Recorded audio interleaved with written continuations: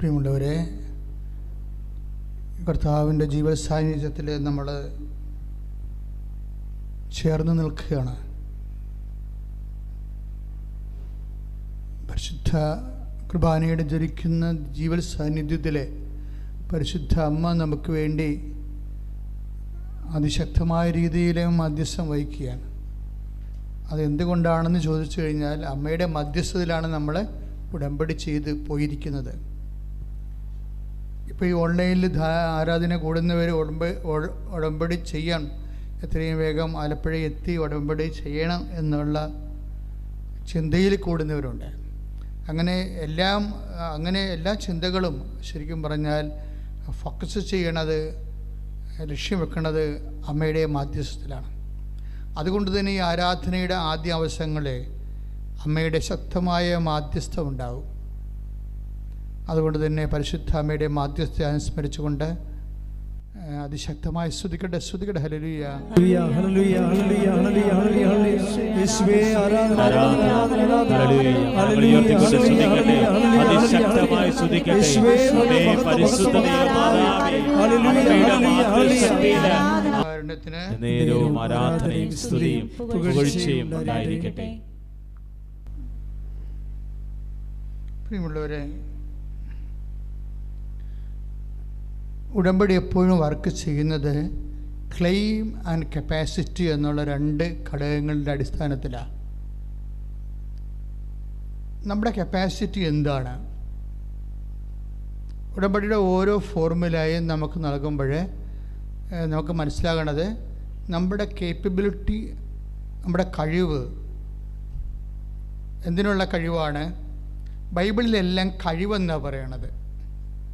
വിശ്വാസം നമുക്ക് എന്ത് നൽകുമെന്ന് ചോദിച്ചു കഴിഞ്ഞാൽ, വിശ്വാസം നമുക്ക് നിത്യജീവൻ നൽകുന്നുവെന്നാണ് നമ്മൾ ജ്ഞാനസ്ഥാനത്തിൽ ഏറ്റുപറയണത്. വിശ്വാസം, ഒരു ജ്ഞാനസ്ഥാന കുഞ്ഞിനെ കൊണ്ടുവരുമ്പോൾ മാതാപിതാക്കന്മാരോട് ചോദിക്കുന്നത്, നിങ്ങൾ സഭയോട് എന്ത് ആവശ്യപ്പെടുന്നു? ഉടനെ മാതാപിതാക്കന്മാർ പറയും, ഞങ്ങളുടെ വിശ്വാസം ആവശ്യപ്പെടുന്നു. ഉടനെ വൈദികൻ ചോദിക്കും, വിശ്വാസം നിങ്ങൾക്ക് എന്ത് തരുന്നു? ഉടനെ അവർ പറയും, വിശ്വാസം ഞങ്ങൾക്ക് നിത്യജീവൻ നൽകുന്നു. അപ്പം അവരുടെ വിശ്വാസത്തിലാണ് കുഞ്ഞിനെ ജ്ഞാനസ്ഥാനപ്പെടുത്തുന്നത്. പക്ഷേ നിത്യജീവൻ നൽകുന്ന പോലെ തന്നെ വിശ്വാസം വേറെ ഒരു കാര്യം നമുക്ക് തരുന്നുണ്ട്. ഇതിനെക്കുറിച്ച് നമ്മൾ വേണ്ട വിധത്തിൽ ഒരു ഡിസ്കഷൻ, ഒരു ചിന്ത, ഒരു ആലോചന, ഒരു ചർച്ച എപ്പോഴാണ് നിൻ്റെ ജീവിതത്തിൽ നടക്കുന്നത്, അത് മുതൽ നിൻ്റെ കപ്പാസിറ്റി വർദ്ധിച്ചുകൊണ്ടിരിക്കും. എന്താ കാര്യം? വിശ്വാസം നമുക്ക് എന്താ തരണത്? വിശ്വാസം നമുക്ക് കഴിവ് നൽകും. ഇല്ല, നമുക്കിപ്പോഴും ഓരോ ഡിഗ്രിയൊക്കെ എടുക്കത്തില്ലേ പിള്ളേർ? അപ്പോൾ അവർക്കൊരു കഴിവ് വർദ്ധിക്കണം അവരുടെ, അല്ലേ? ഇപ്പോൾ ഒരു ഡോക്ടറേറ്റ് എടുക്കുന്നവർ, ഇന്ന് അങ്ങനെ ഒരു സാക്ഷ്യം ഉണ്ടായി. അതായത് ഡോക്ടറേറ്റ് എടുക്കാൻ വേണ്ടി ഉടമ്പടി ചെയ്ത് കഴിഞ്ഞപ്പോൾ അന്ന് വരെ ഗൈഡ് വളരെ ഇൻഡിഫറൻ്റായിട്ട്, ഒരു ജർമ്മൻ ഗൈഡാണ്, വളരെ ഇൻഡിഫറൻ്റായിട്ട് പെരുമാറിക്കൊണ്ടിരുന്ന ഗൈഡ് 3 അറ്റംപ്റ്റാണ് അവരുമായിട്ട് നടത്തിയത്. പക്ഷേ അവർ ഡോണ്ട് കെയർ ആറ്റിറ്റ്യൂഡ് കാണിക്കുകയാണ്, ഒരു വിപ്രതിപത്തി, ഒരു ഒഴിവാക്കണ പരിപാടി കാണിച്ച്. പക്ഷെ അവരാണ് എൻ്റെ എക്സ്പേർട്ട്, അവർ ഗൈഡായ മാത്രമേ യൂണിവേഴ്സിറ്റി അത് അപ്രൂവ് ചെയ്യത്തുള്ളൂ. അത്രയും കലിബറുള്ള ഒരു ഗൈഡാണ്. പക്ഷേ ഇവരെ തന്നെ വേണം, പക്ഷെ ഇവർ മൈൻഡ് ചെയ്യണില്ല. അപ്പോൾ എന്നാ ചെയ്തിരിക്കണത്? അവർ വന്ന് ഉടമ്പടി ചെയ്തിട്ട് അമ്മയോട് പറയും, അമ്മ ഗൈഡ് ഇൻഡിഫറൻ്റ് ആണെന്ന് പറയും. ഗൈഡ് ഇൻഡിഫറൻ്റാണ്. ഇപ്പോൾ ഉടമ്പടി ചെയ്യാൻ വരുന്ന കുറേ മനുഷ്യർ അമ്മയോട് ശരിക്കും സംസാരിച്ചിട്ടാണ് പോണത്. അവർക്ക് കുറച്ച് കാര്യങ്ങൾ പരിശുദ്ധ, അതായത് നമുക്ക് ഈ ദൈവ സംസാരമൊക്കെ വന്ന എപ്പോഴാണെന്ന് അറിയാവോ? ഒന്നെങ്കിൽ നമുക്ക് അതിമൗനം വരും, അല്ലെങ്കിൽ നമുക്ക് അതിസംസാരം വരും. ഇത് രണ്ടും പരിശുദ്ധാത്മാവിൻ്റെ അഭിഷേകത്തിൽ നിന്നുണ്ടാകുന്നതാണ്. ചിലർ അതിമൗനമായിരിക്കും, ആത്മാവ് നിറഞ്ഞ് അതിമൗനമായി പോകും. ചിലർ നന്നായി സംസാരിക്കും. ഈ അതിമൗനമാകുന്നതും നന്നായി സംസാരിക്കുന്നതും എല്ലാം അമ്മയുടെ ക്വാളിറ്റീസാണ്. അമ്മ ഹൃദയത്തിൽ സംഗ്രഹിക്കും ചില വിഷയങ്ങൾ, അതിമൗനത്തിലേക്ക് പോകും. അമ്മ എലിസബത്തിനെ കണ്ടപ്പോൾ ബിഹോൾഡ് അമ്മ സ്വസ്ത്രഗീതം പറഞ്ഞു, അത് അതിസംസാരമാണ്. അപ്പോൾ ചില പരിശുദ്ധാത്മാവ് ഒരു വ്യക്തിയിൽ വരുമ്പോൾ ചിലർക്ക് എപ്പോഴും പ്രാർത്ഥിക്കണമെന്ന് തോന്നും, എല്ലാം ദൈവത്തോട് പറയണമെന്ന് തോന്നും. അങ്ങനെയാണ് ഈ സൗദിയിലെ സഹോദരി വന്ന് അമ്മയോട് പറഞ്ഞു, അമ്മേ ഗൈഡ് മൈൻഡ് ചെയ്യണില്ല എന്ന് പറഞ്ഞു. അവർ ഭയങ്കര പത്രാസായിട്ട്, ജർമ്മനാണ് അവർ. അവർക്ക് ഈ സായിപ്പുമാർക്കൊക്കെ ചില സായിപ്പുമാർക്ക് കുറച്ച് ഈ കോംപ്ലക്സ് കൂടുതലാണ്.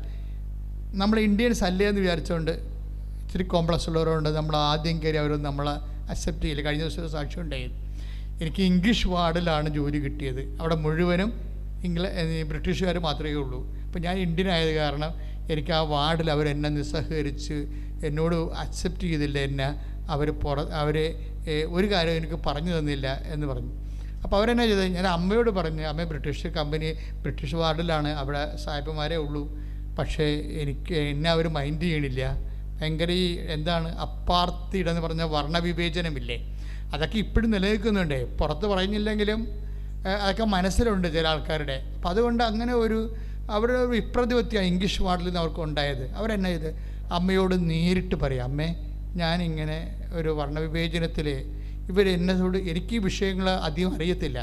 ഇവരുടെ എറ്റിക്സും കസ്റ്റംസും അതുപോലെ തന്നെ അവരുടെ വേ ഓഫ് ആക്ഷൻസും മെത്തേഡ്സും ഈ ഹോസ്പിറ്റലിൽ അവരുടെ രീതികളൊന്നും ഞാൻ ഇത് ഫസ്റ്റ് ടൈമാണ് ഇവിടെ. പക്ഷേ എന്നെ ഹെൽപ്പ് ചെയ്യാൻ ഇവിടെ ആരുമില്ല, ഇന്ത്യൻസും ഇല്ല മലയാളീസും ഇല്ല. അവരാണെങ്കിൽ എന്നോട് നമ്മളൊരു സെർവൻസിനെ പോലെ ഇങ്ങനെ വിപ്രതിപത്തി കാണിക്കുന്നത്.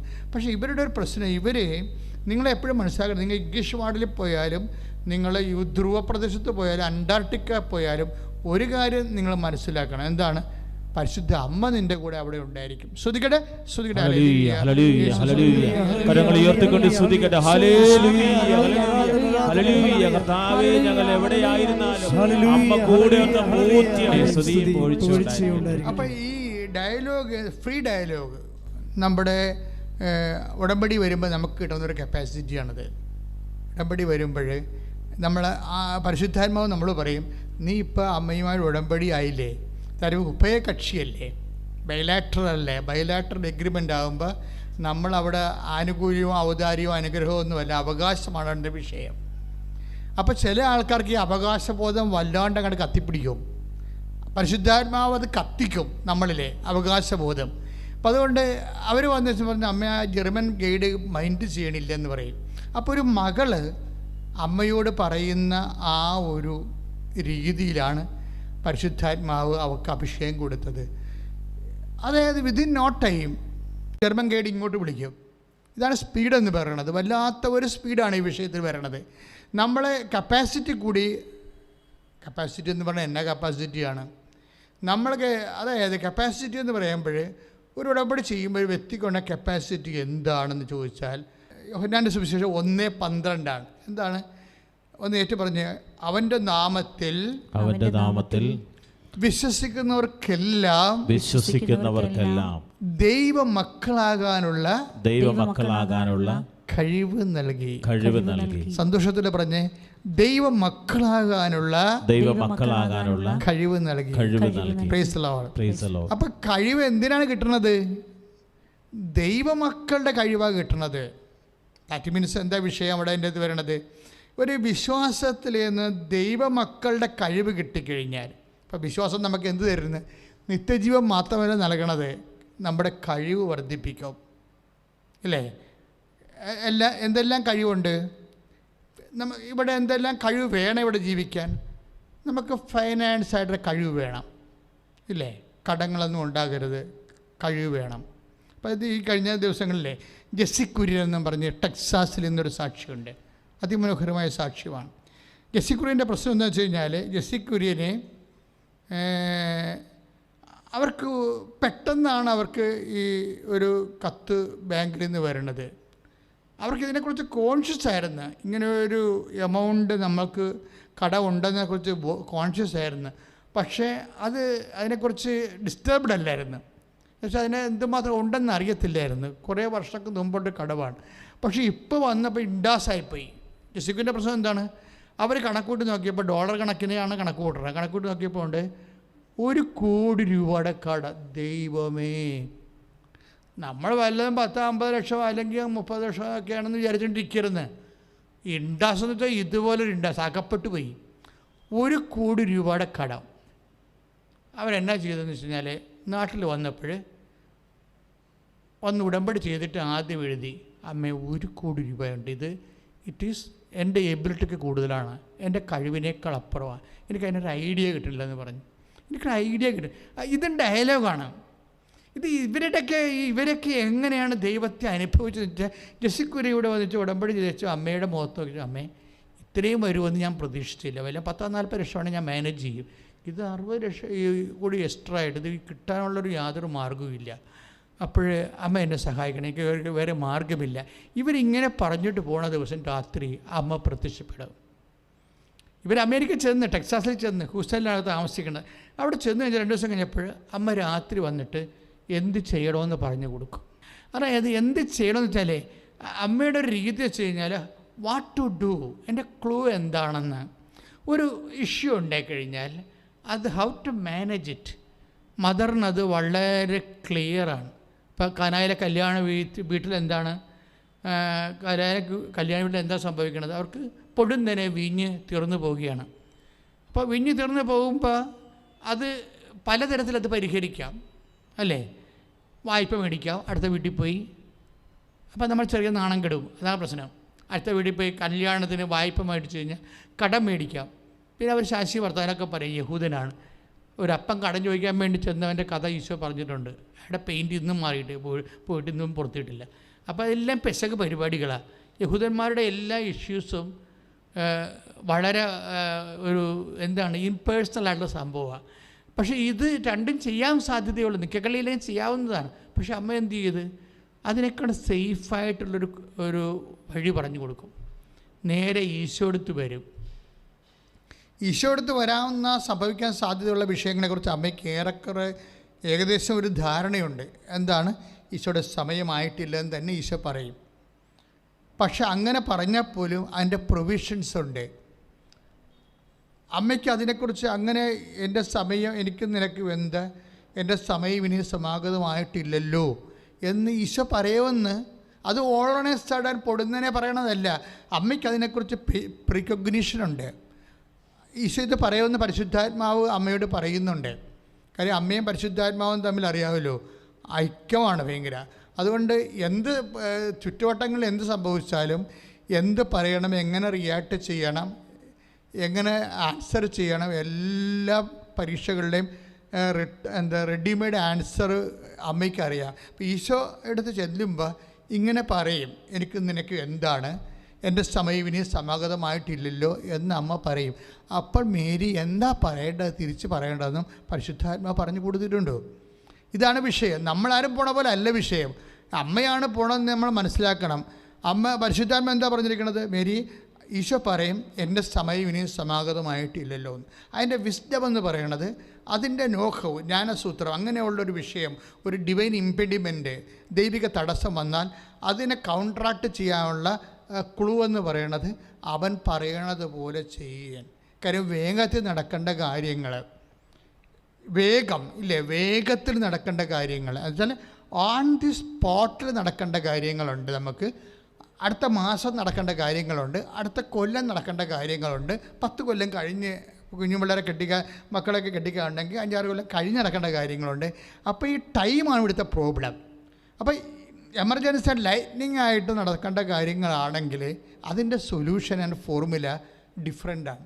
അതെന്താ, പരിശുദ്ധാത്മാവ് അമ്മയെ ഉപദേശിക്കും. എന്താ മേരി, അവൻ പറഞ്ഞതുപോലെ ചെയ്യുക എന്ന് നീ ആരോട് പറയണം, മനുഷ്യരാശിയോട് പറയണം.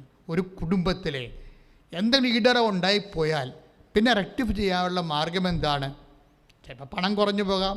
ഇപ്പം ജെസ്സിക്കുര്യൻ്റെ വിഷയം എന്താണ്, പണം കുറഞ്ഞ് 1 കോടി കടവാണ്.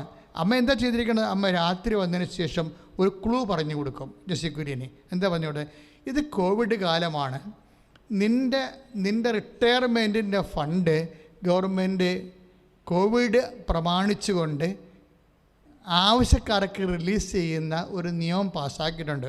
Nobody is known to it. ഇത് ഭയങ്കരമായ രസമാണ് ഈ സംഭവം. ആൾക്കാർക്ക് ആ സാക്ഷ്യം മനസ്സിലായിട്ടില്ലെന്ന് തോന്നുന്നു. അതിനേക്കാൾ വില കുറഞ്ഞ സാക്ഷ്യത്തിന് ആൾക്കാർ ഭയങ്കര ഇടിച്ചേലി കാണുന്നുണ്ട്. പക്ഷേ ജെസ്സിക്കുര്യൻ്റെ വിഷയം നിങ്ങൾ മനസ്സിലാക്കണം. അതായത് അമ്മ പറയണത് കോവിഡ് പ്രമാണിച്ച് അമേരിക്കൻ ഗവൺമെൻറ് റിട്ടയർമെൻറ്റ് ബേസിൽ റിട്ടയർമെൻറ്റ് ആകാൻ പോകുന്ന ആൾക്കാർക്ക് വേണ്ടിയുള്ള ഫണ്ട് നേരത്തെ റിലീസ് ചെയ്യുന്നുണ്ട്. ജസ്റ്റ് വിളിച്ചു പോയി. അവർ പത്രത്തിലോ ടി വിയിലോ ഒന്നും ഇതിനെക്കുറിച്ച് അറിയത്തില്ല. അവർക്കറിയാത്തൊരു കാര്യമാണ്. അവർ വീട്ടിനെ പിറ്റേ ദിവസം ബാങ്കറിൽ റഷീദ് പറഞ്ഞു, സാറേ എൻ്റെ റിട്ടയർമെൻറ്റ് എമൗണ്ട് ഉണ്ട് ഇത്ര രൂപ. അപ്പം അതിൻ്റെ കോഡ് കൊടുത്തു കഴിയുമ്പോൾ ആ പൈസ ഇങ്ങോട്ട് അപ്പോൾ അത് 1 കോടി കൂടുതലുണ്ട്, അതൊരു കോടി കൂടുതലുണ്ട്. പക്ഷേ ഇവർക്ക് അറിയത്തില്ല. ഇവരറിയാതെ ഇരുന്നുകൊണ്ട് നെരിപ്പോട് പോലെ എരിഞ്ഞുകൊണ്ടിരിക്കുകയാണ്. അപ്പോൾ ഈ വിഷയത്തിൽ വരുന്ന വിഷയം, ഉടമ്പടിയുടെ വിഷയം വരുമ്പോൾ നമ്മൾ ബയലാറ്ററല്ലേ.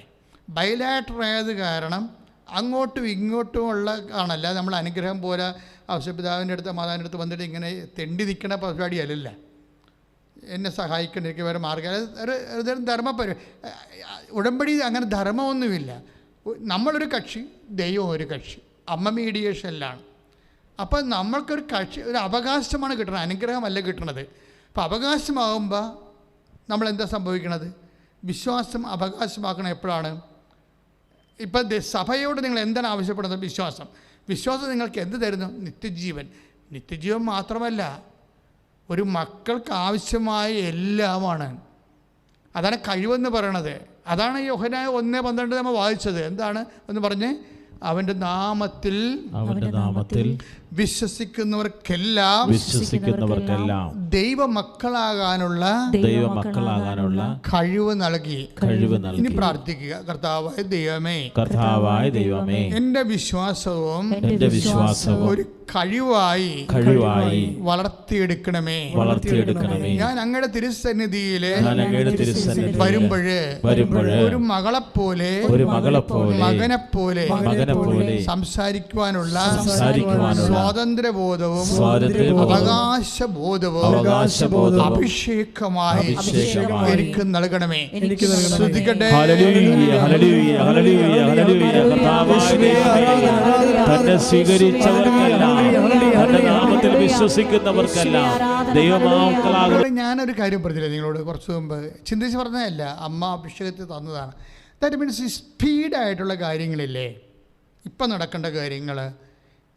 നടക്കേണ്ട കാര്യങ്ങൾക്ക്, അതായത് അതിവേഗം നടക്കേണ്ട കാര്യങ്ങൾക്കാണ്, അത് തൊട്ടാണ് ഉടമ്പടി എടുക്കുന്നത്. മറ്റെല്ലാ പ്രാർത്ഥനകളും എപ്പോഴെങ്കിലും നടക്കേണ്ട കാര്യങ്ങൾക്ക് നമ്മളൊക്കെ എങ്ങനെയെങ്കിലും പ്രാർത്ഥിച്ചാൽ മതി.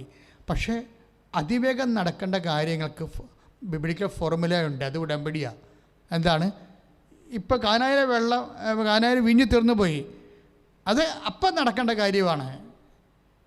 ഒരു മനുഷ്യൻ അറിയരുത്, അങ്ങനെ നടക്കേണ്ട കാര്യമാണ്. അതിനെന്താണ്? അവൻ പറയണത് പോലെ ചെയ്യുക. അതെന്താണ്? അത് ഒരു ഫോർമുലയാണത്. ഈശോയുടെ വലിയ പഴയ കാലങ്ങളിലുള്ള ഫോർമുലയാണ്, പുതിയ ഫോർമുല അല്ലത്. അമ്മയ്ക്ക് പരിശുദ്ധാത്മാവ് ഓർപ്പിച്ചു കൊടുത്തു എന്നുള്ളതാണ് പ്രശ്നം. നമുക്കെല്ലാം അറിയാവേ, ഓർപ്പിച്ചു തരാൻ ആളില്ലാത്തതുകൊണ്ടാണ് ഈ കുഴപ്പം മുഴുവൻ വരണത്. മനസ്സിലായില്ലേ?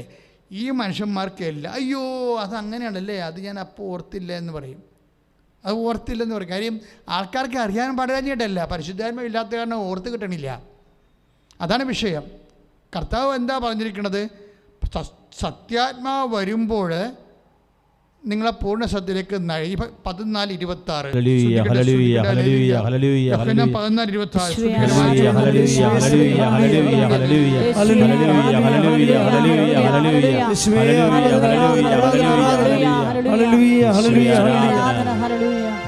എന്റെ നാമത്തിൽ പിതാവയക്കുന്ന സഹായകനായ പരിശുദ്ധാത്മാവ്, എന്റെ നാമത്തിൽ പിതാവയക്കുന്ന സഹായകനായ പരിശുദ്ധാത്മാവ് എല്ലാ കാര്യങ്ങളും നിങ്ങളെ പഠിപ്പിക്കുകയോ ഞാൻ നിങ്ങളോട് പറഞ്ഞിട്ടുള്ളതെല്ലാം നിങ്ങളെ അനുസ്മരിപ്പിക്കുകയും ചെയ്യും. Praise the Lord.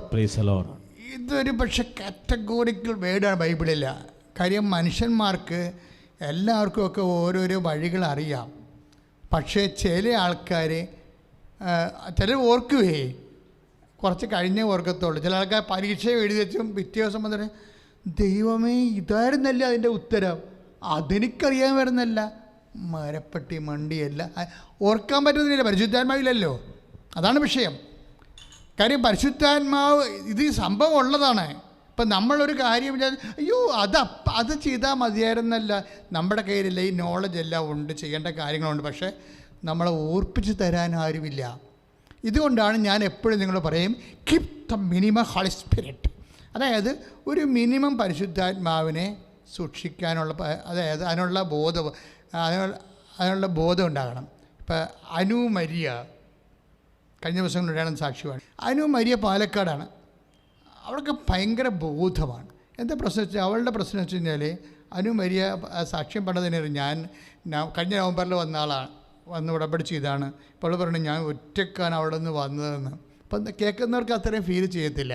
അവൾക്ക് 10, 20, 21 വയസ്സേ ഉള്ളൂ. അപ്പം പാലക്കാട് നിന്ന് പാപം ഒറ്റയ്ക്ക്, ആലപ്പുഴ ആദ്യം കാണുകയായിരിക്കും ചിലപ്പോൾ, ഈ കൃപാസനം തിരക്കി പിടിച്ച് ഇവിടെ വന്നിട്ട് ഉടമ്പടി ചെയ്തിട്ട് അമ്മയോട് പറഞ്ഞിട്ട് പോകണത് എന്താ വെച്ചാൽ, എന്താ അവളുടെ പ്രശ്നം, അവളുടെ വിസ ഇൻ്റർവ്യൂവിന് അവിടെ ഫെയിലാകുന്നു.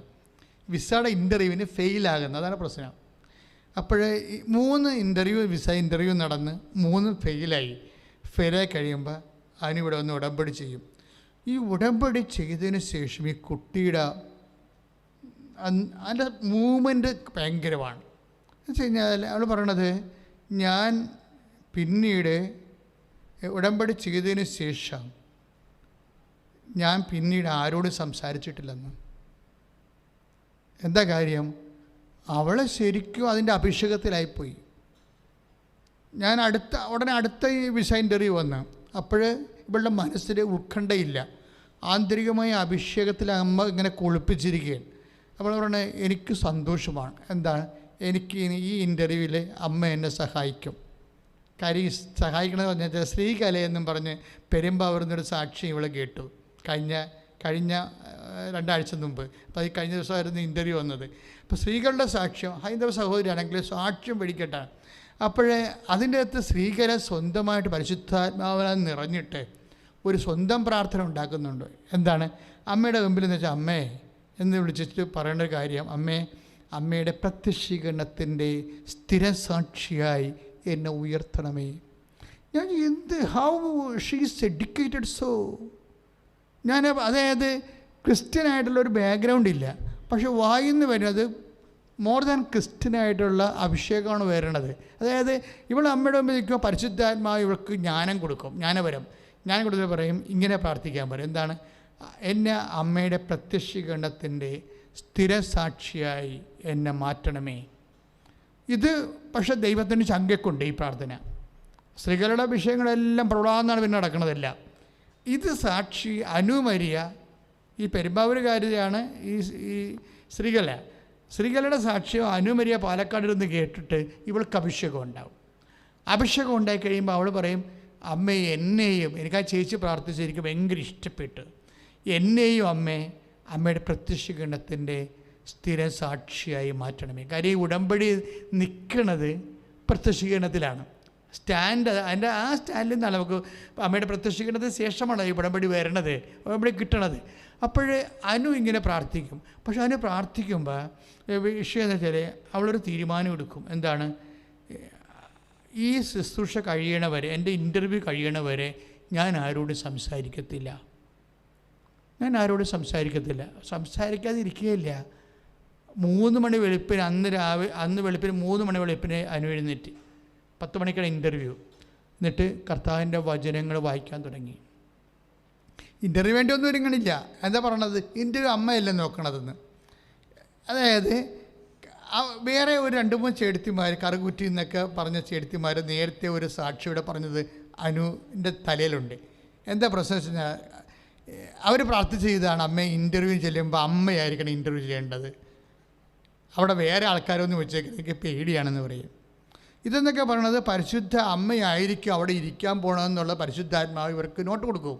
അങ്ങനെയാണ് ഇവർക്ക് ഈ ദൈവിക രഹസ്യങ്ങൾ കിട്ടുന്നത്. അങ്ങനെയാണ് ഇവർ പ്രെയർ ചെയ്ത് പോകുമ്പോൾ ദൈവത്തിൻ്റെ സ്വന്തം കുഞ്ഞ് പരിശുദ്ധാത്മാവിൽ നിറഞ്ഞ ദൈവരാജ്യത്തിൻ്റെ പ്രജയായി മാറുമ്പോൾ ദൈവം നടക്കണ കാര്യങ്ങളെക്കുറിച്ച് പറയും നീ വിഷമിക്കേണ്ട, ഇൻ്റർവ്യൂവിന് അമ്മയായിരിക്കും ഇരിക്കാൻ പോണത്, നീൻ്റെ സമയമാകുമ്പോൾ അമ്മ ചെയർ മാറ്റിയിട്ടിരിക്കും, ബാക്കി അമ്മ നോക്കിക്കൊള്ളൂ എന്ന് പറയും. എന്നിട്ട് അവർക്ക് കിട്ടുന്ന അനുഭവങ്ങൾ അത് പറയുന്ന സമയത്ത് അതുപോലെ അതിന് ആ സാക്ഷി അവളെ ക്യാച്ച് ചെയ്ത്. അപ്പോൾ അമ്മയോട് പറഞ്ഞു, അമ്മേ ഞാൻ ഇൻ്റർവ്യൂ ചെല്ലുമ്പോൾ ഞാൻ 3-ാം ഇൻ്റർവ്യൂ തോറ്റതാണ്, അങ്ങനെയാണ് ഞാൻ അമ്മയുടെ അടുത്ത് നിന്ന് ഉടമ്പടി ചെയ്തത്. ഇപ്പോൾ എനിക്കുള്ള കപ്പാസിറ്റി ഉടമ്പടിയുടെ കപ്പാസിറ്റിയാണ്. അപ്പോൾ എനിക്കും ഒരു അവകാശമുണ്ട്. എന്താണ്? ഞാൻ തോറ്റ പരീക്ഷയ്ക്ക് വിസ ഇൻ്റർവ്യൂ ആണ്. അപ്പോൾ ഞാൻ ചെല്ലുമ്പോൾ അമ്മ അവിടെ ഇരിക്കണം. എന്നിട്ട് ഇവിടെ എന്നാ ചെയ്യുമെന്ന് വെച്ച് കഴിഞ്ഞാൽ ഉടമ്പടി തൈലം എടുത്ത് തൊണ്ടയിൽ കുറിച്ചിടും പോകാൻ നേരത്ത്. ഇവരൊക്കെ ചെയ്യണ കാര്യങ്ങൾ കണ്ടാൽ നമ്മൾ ഞെട്ടും. ഉടമ്പടി തൈലം എടുത്ത് തൊണ്ടയിൽ കുറിച്ചിടും. എന്തിനാണ്? ഞാൻ സംസാരിക്കുമ്പോൾ പരിശുദ്ധാത്മാവ് നിറഞ്ഞു വരാൻ. പിന്നീട് നെറ്റിക്ക് കുരിശിടും. ഉടമ്പടി തൈലം എടുത്തിട്ട് വിശ്വാസപ്രമാണം ചൊല്ലി. എന്തിനായിട്ടാണത്? ഞാൻ വാക്കുകളെല്ലാം ഓർത്തെടുക്കാൻ വേണ്ടി, ഓർത്ത് കിട്ടാൻ വേണ്ടി. അപ്പോൾ ഇവിടെ മുഴുവനും ഉടമ്പടി തൈലത്തിൽ അഭിഷേകത്തെ പൂശിച്ചിട്ടാണ് ഇവൾ പോണത്. പോയിട്ട് പറയുകയാണ്, ഞാൻ പോണ വഴിക്ക് ഒരു മനുഷ്യനോട് സംസാരിച്ചില്ല. എന്താ കാര്യം? കർത്താവ് എൻ്റെ കൂടെ ഉണ്ട്. കർത്താവിൻ്റെ കൂടെ പോകുമ്പോൾ നമ്മൾക്ക് ആൾക്കാരോട് സംസാരിക്കാൻ പറ്റൂ. ഒരു വിശ്വാസി എങ്ങനെയാണ് കൺവേർട്ട് ചെയ്തിട്ട് ദൈവത്തിൻ്റെ തൊടു സാന്നിധ്യത്തിലേക്ക് വരുന്നത്? തൊടു സാന്നിധ്യം എന്ന് പറഞ്ഞത് കൈക്ക് കൈ പിടിച്ച് പോകുന്നതാണ് തൊടു സാന്നിധ്യം. ഈ തൊടു സാന്നിധ്യത്തിൽ വരുമ്പോൾ കർത്താവ് ഉണ്ട് അപ്പോസ്തലൻ. അതിനും ഈ സാക്ഷ്യം പറയുമ്പോൾ എൻ്റെ മനസ്സ് വേണ്ടുന്ന മുഴുവനും കർത്താവ് പറഞ്ഞിട്ടുണ്ട്, ഞാൻ നിങ്ങളെ ആശ്രയിച്ച് വിടുകയാണ്. നിങ്ങൾ പോകുന്ന വഴിക്ക് ഒരു മനുഷ്യനെ അഭിവാദനം ചെയ്യരുത്. ബൈബിളിലെ ഏറ്റവും ശക്തമായ ഒരു വചനമാണത്. ആരെയും നിങ്ങൾ അഭിവാദനം ചെയ്യരുത്. സ്തുതികട്ടെ, സ്തുതികട്ടെ. ഹല്ലേലൂയ, ഹല്ലേലൂയ, ഹല്ലേലൂയ, ഹല്ലേലൂയ, ഹല്ലേലൂയ, ഹല്ലേലൂയ, ഹല്ലേലൂയ, ഹല്ലേലൂയ. ആരാധന, ആരാധന. അപ്പോസ്തലന്മാരെ ഈ 2 പേരായിട്ട് വിടുമ്പോൾ ഈശോ കൊടുക്കുന്ന നിർദ്ദേശമാണത്. പോകുന്ന വഴിക്ക് നിങ്ങൾ ആരെയും അഭിവാദനം ചെയ്യേണ്ടതെന്ന് വെച്ച് കഴിഞ്ഞാൽ ഇങ്ങനെ ഇളിച്ച് കാണിക്കരുതെന്ന്. എന്നുവെച്ചാൽ ആൾക്കാരുമായിട്ട് ആവശ്യമില്ലാതെ കോംപ്രമൈസ് വെക്കരുതെന്ന്. കാരണം ദൈവം നമ്മുടെ കൂടെ നിൽക്കുമ്പോൾ കണ്ട വായി നോക്കിയുള്ളതായിട്ട് നമുക്ക് കോംപ്രമൈസിൻ്റെ ആവശ്യമില്ല.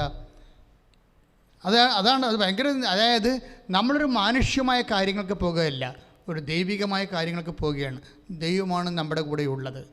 അതിപ്പോൾ നിങ്ങൾ രജിസ്ട്രേഷൻ ഓഫീസിൽ പോയാലും വേറെ ഏത് ഓഫീസിൽ പോയാലും ജോമാല കയ്യിലെടുക്കും. പക്ഷേ നമ്മളെന്ത് ചെയ്യും?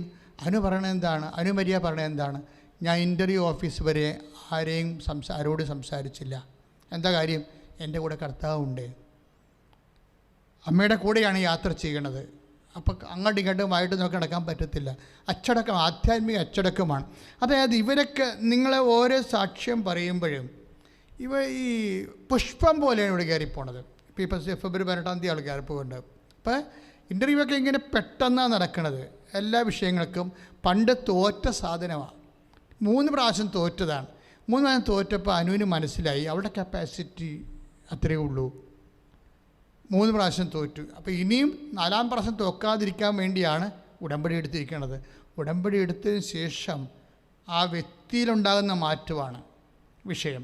വ്യക്തി ആകപ്പാടെ അങ്ങ് ദൈവത്തെ നിറഞ്ഞ് ദൈവത്തിൻ്റെ ഓഫറിംഗ് ആണല്ലോ. അതായത് നമ്മളെപ്പോഴും നമ്മൾ ശ്രദ്ധിക്കേണ്ട ഇതാണ്, കുറേ വാഗ്ദാനങ്ങളുണ്ട്. ദൈവം ഉടമ്പടി സ്ഥാപിച്ചപ്പോൾ എന്നോട് ഉടമ്പടി ചെയ്യുന്നവൻ്റെ കൂടെ ഞാൻ വരും. 33:14. എന്തെന്നാൽ ഞാൻ നിങ്ങളുടെ അടുത്തേക്ക് വരികയും ഞാൻ നിങ്ങളെ അനുഗ്രഹിക്കുകയും ചെയ്യും. ഇതാണ് സംഭവം. അപ്പോൾ ഉടമ്പടി എടുക്കുമ്പോൾ അതാണ് ഇവിടെ ആൾക്കാർ സഞ്ചാരി മാതാവെന്നൊക്കെ പറഞ്ഞത്. എന്താണ്?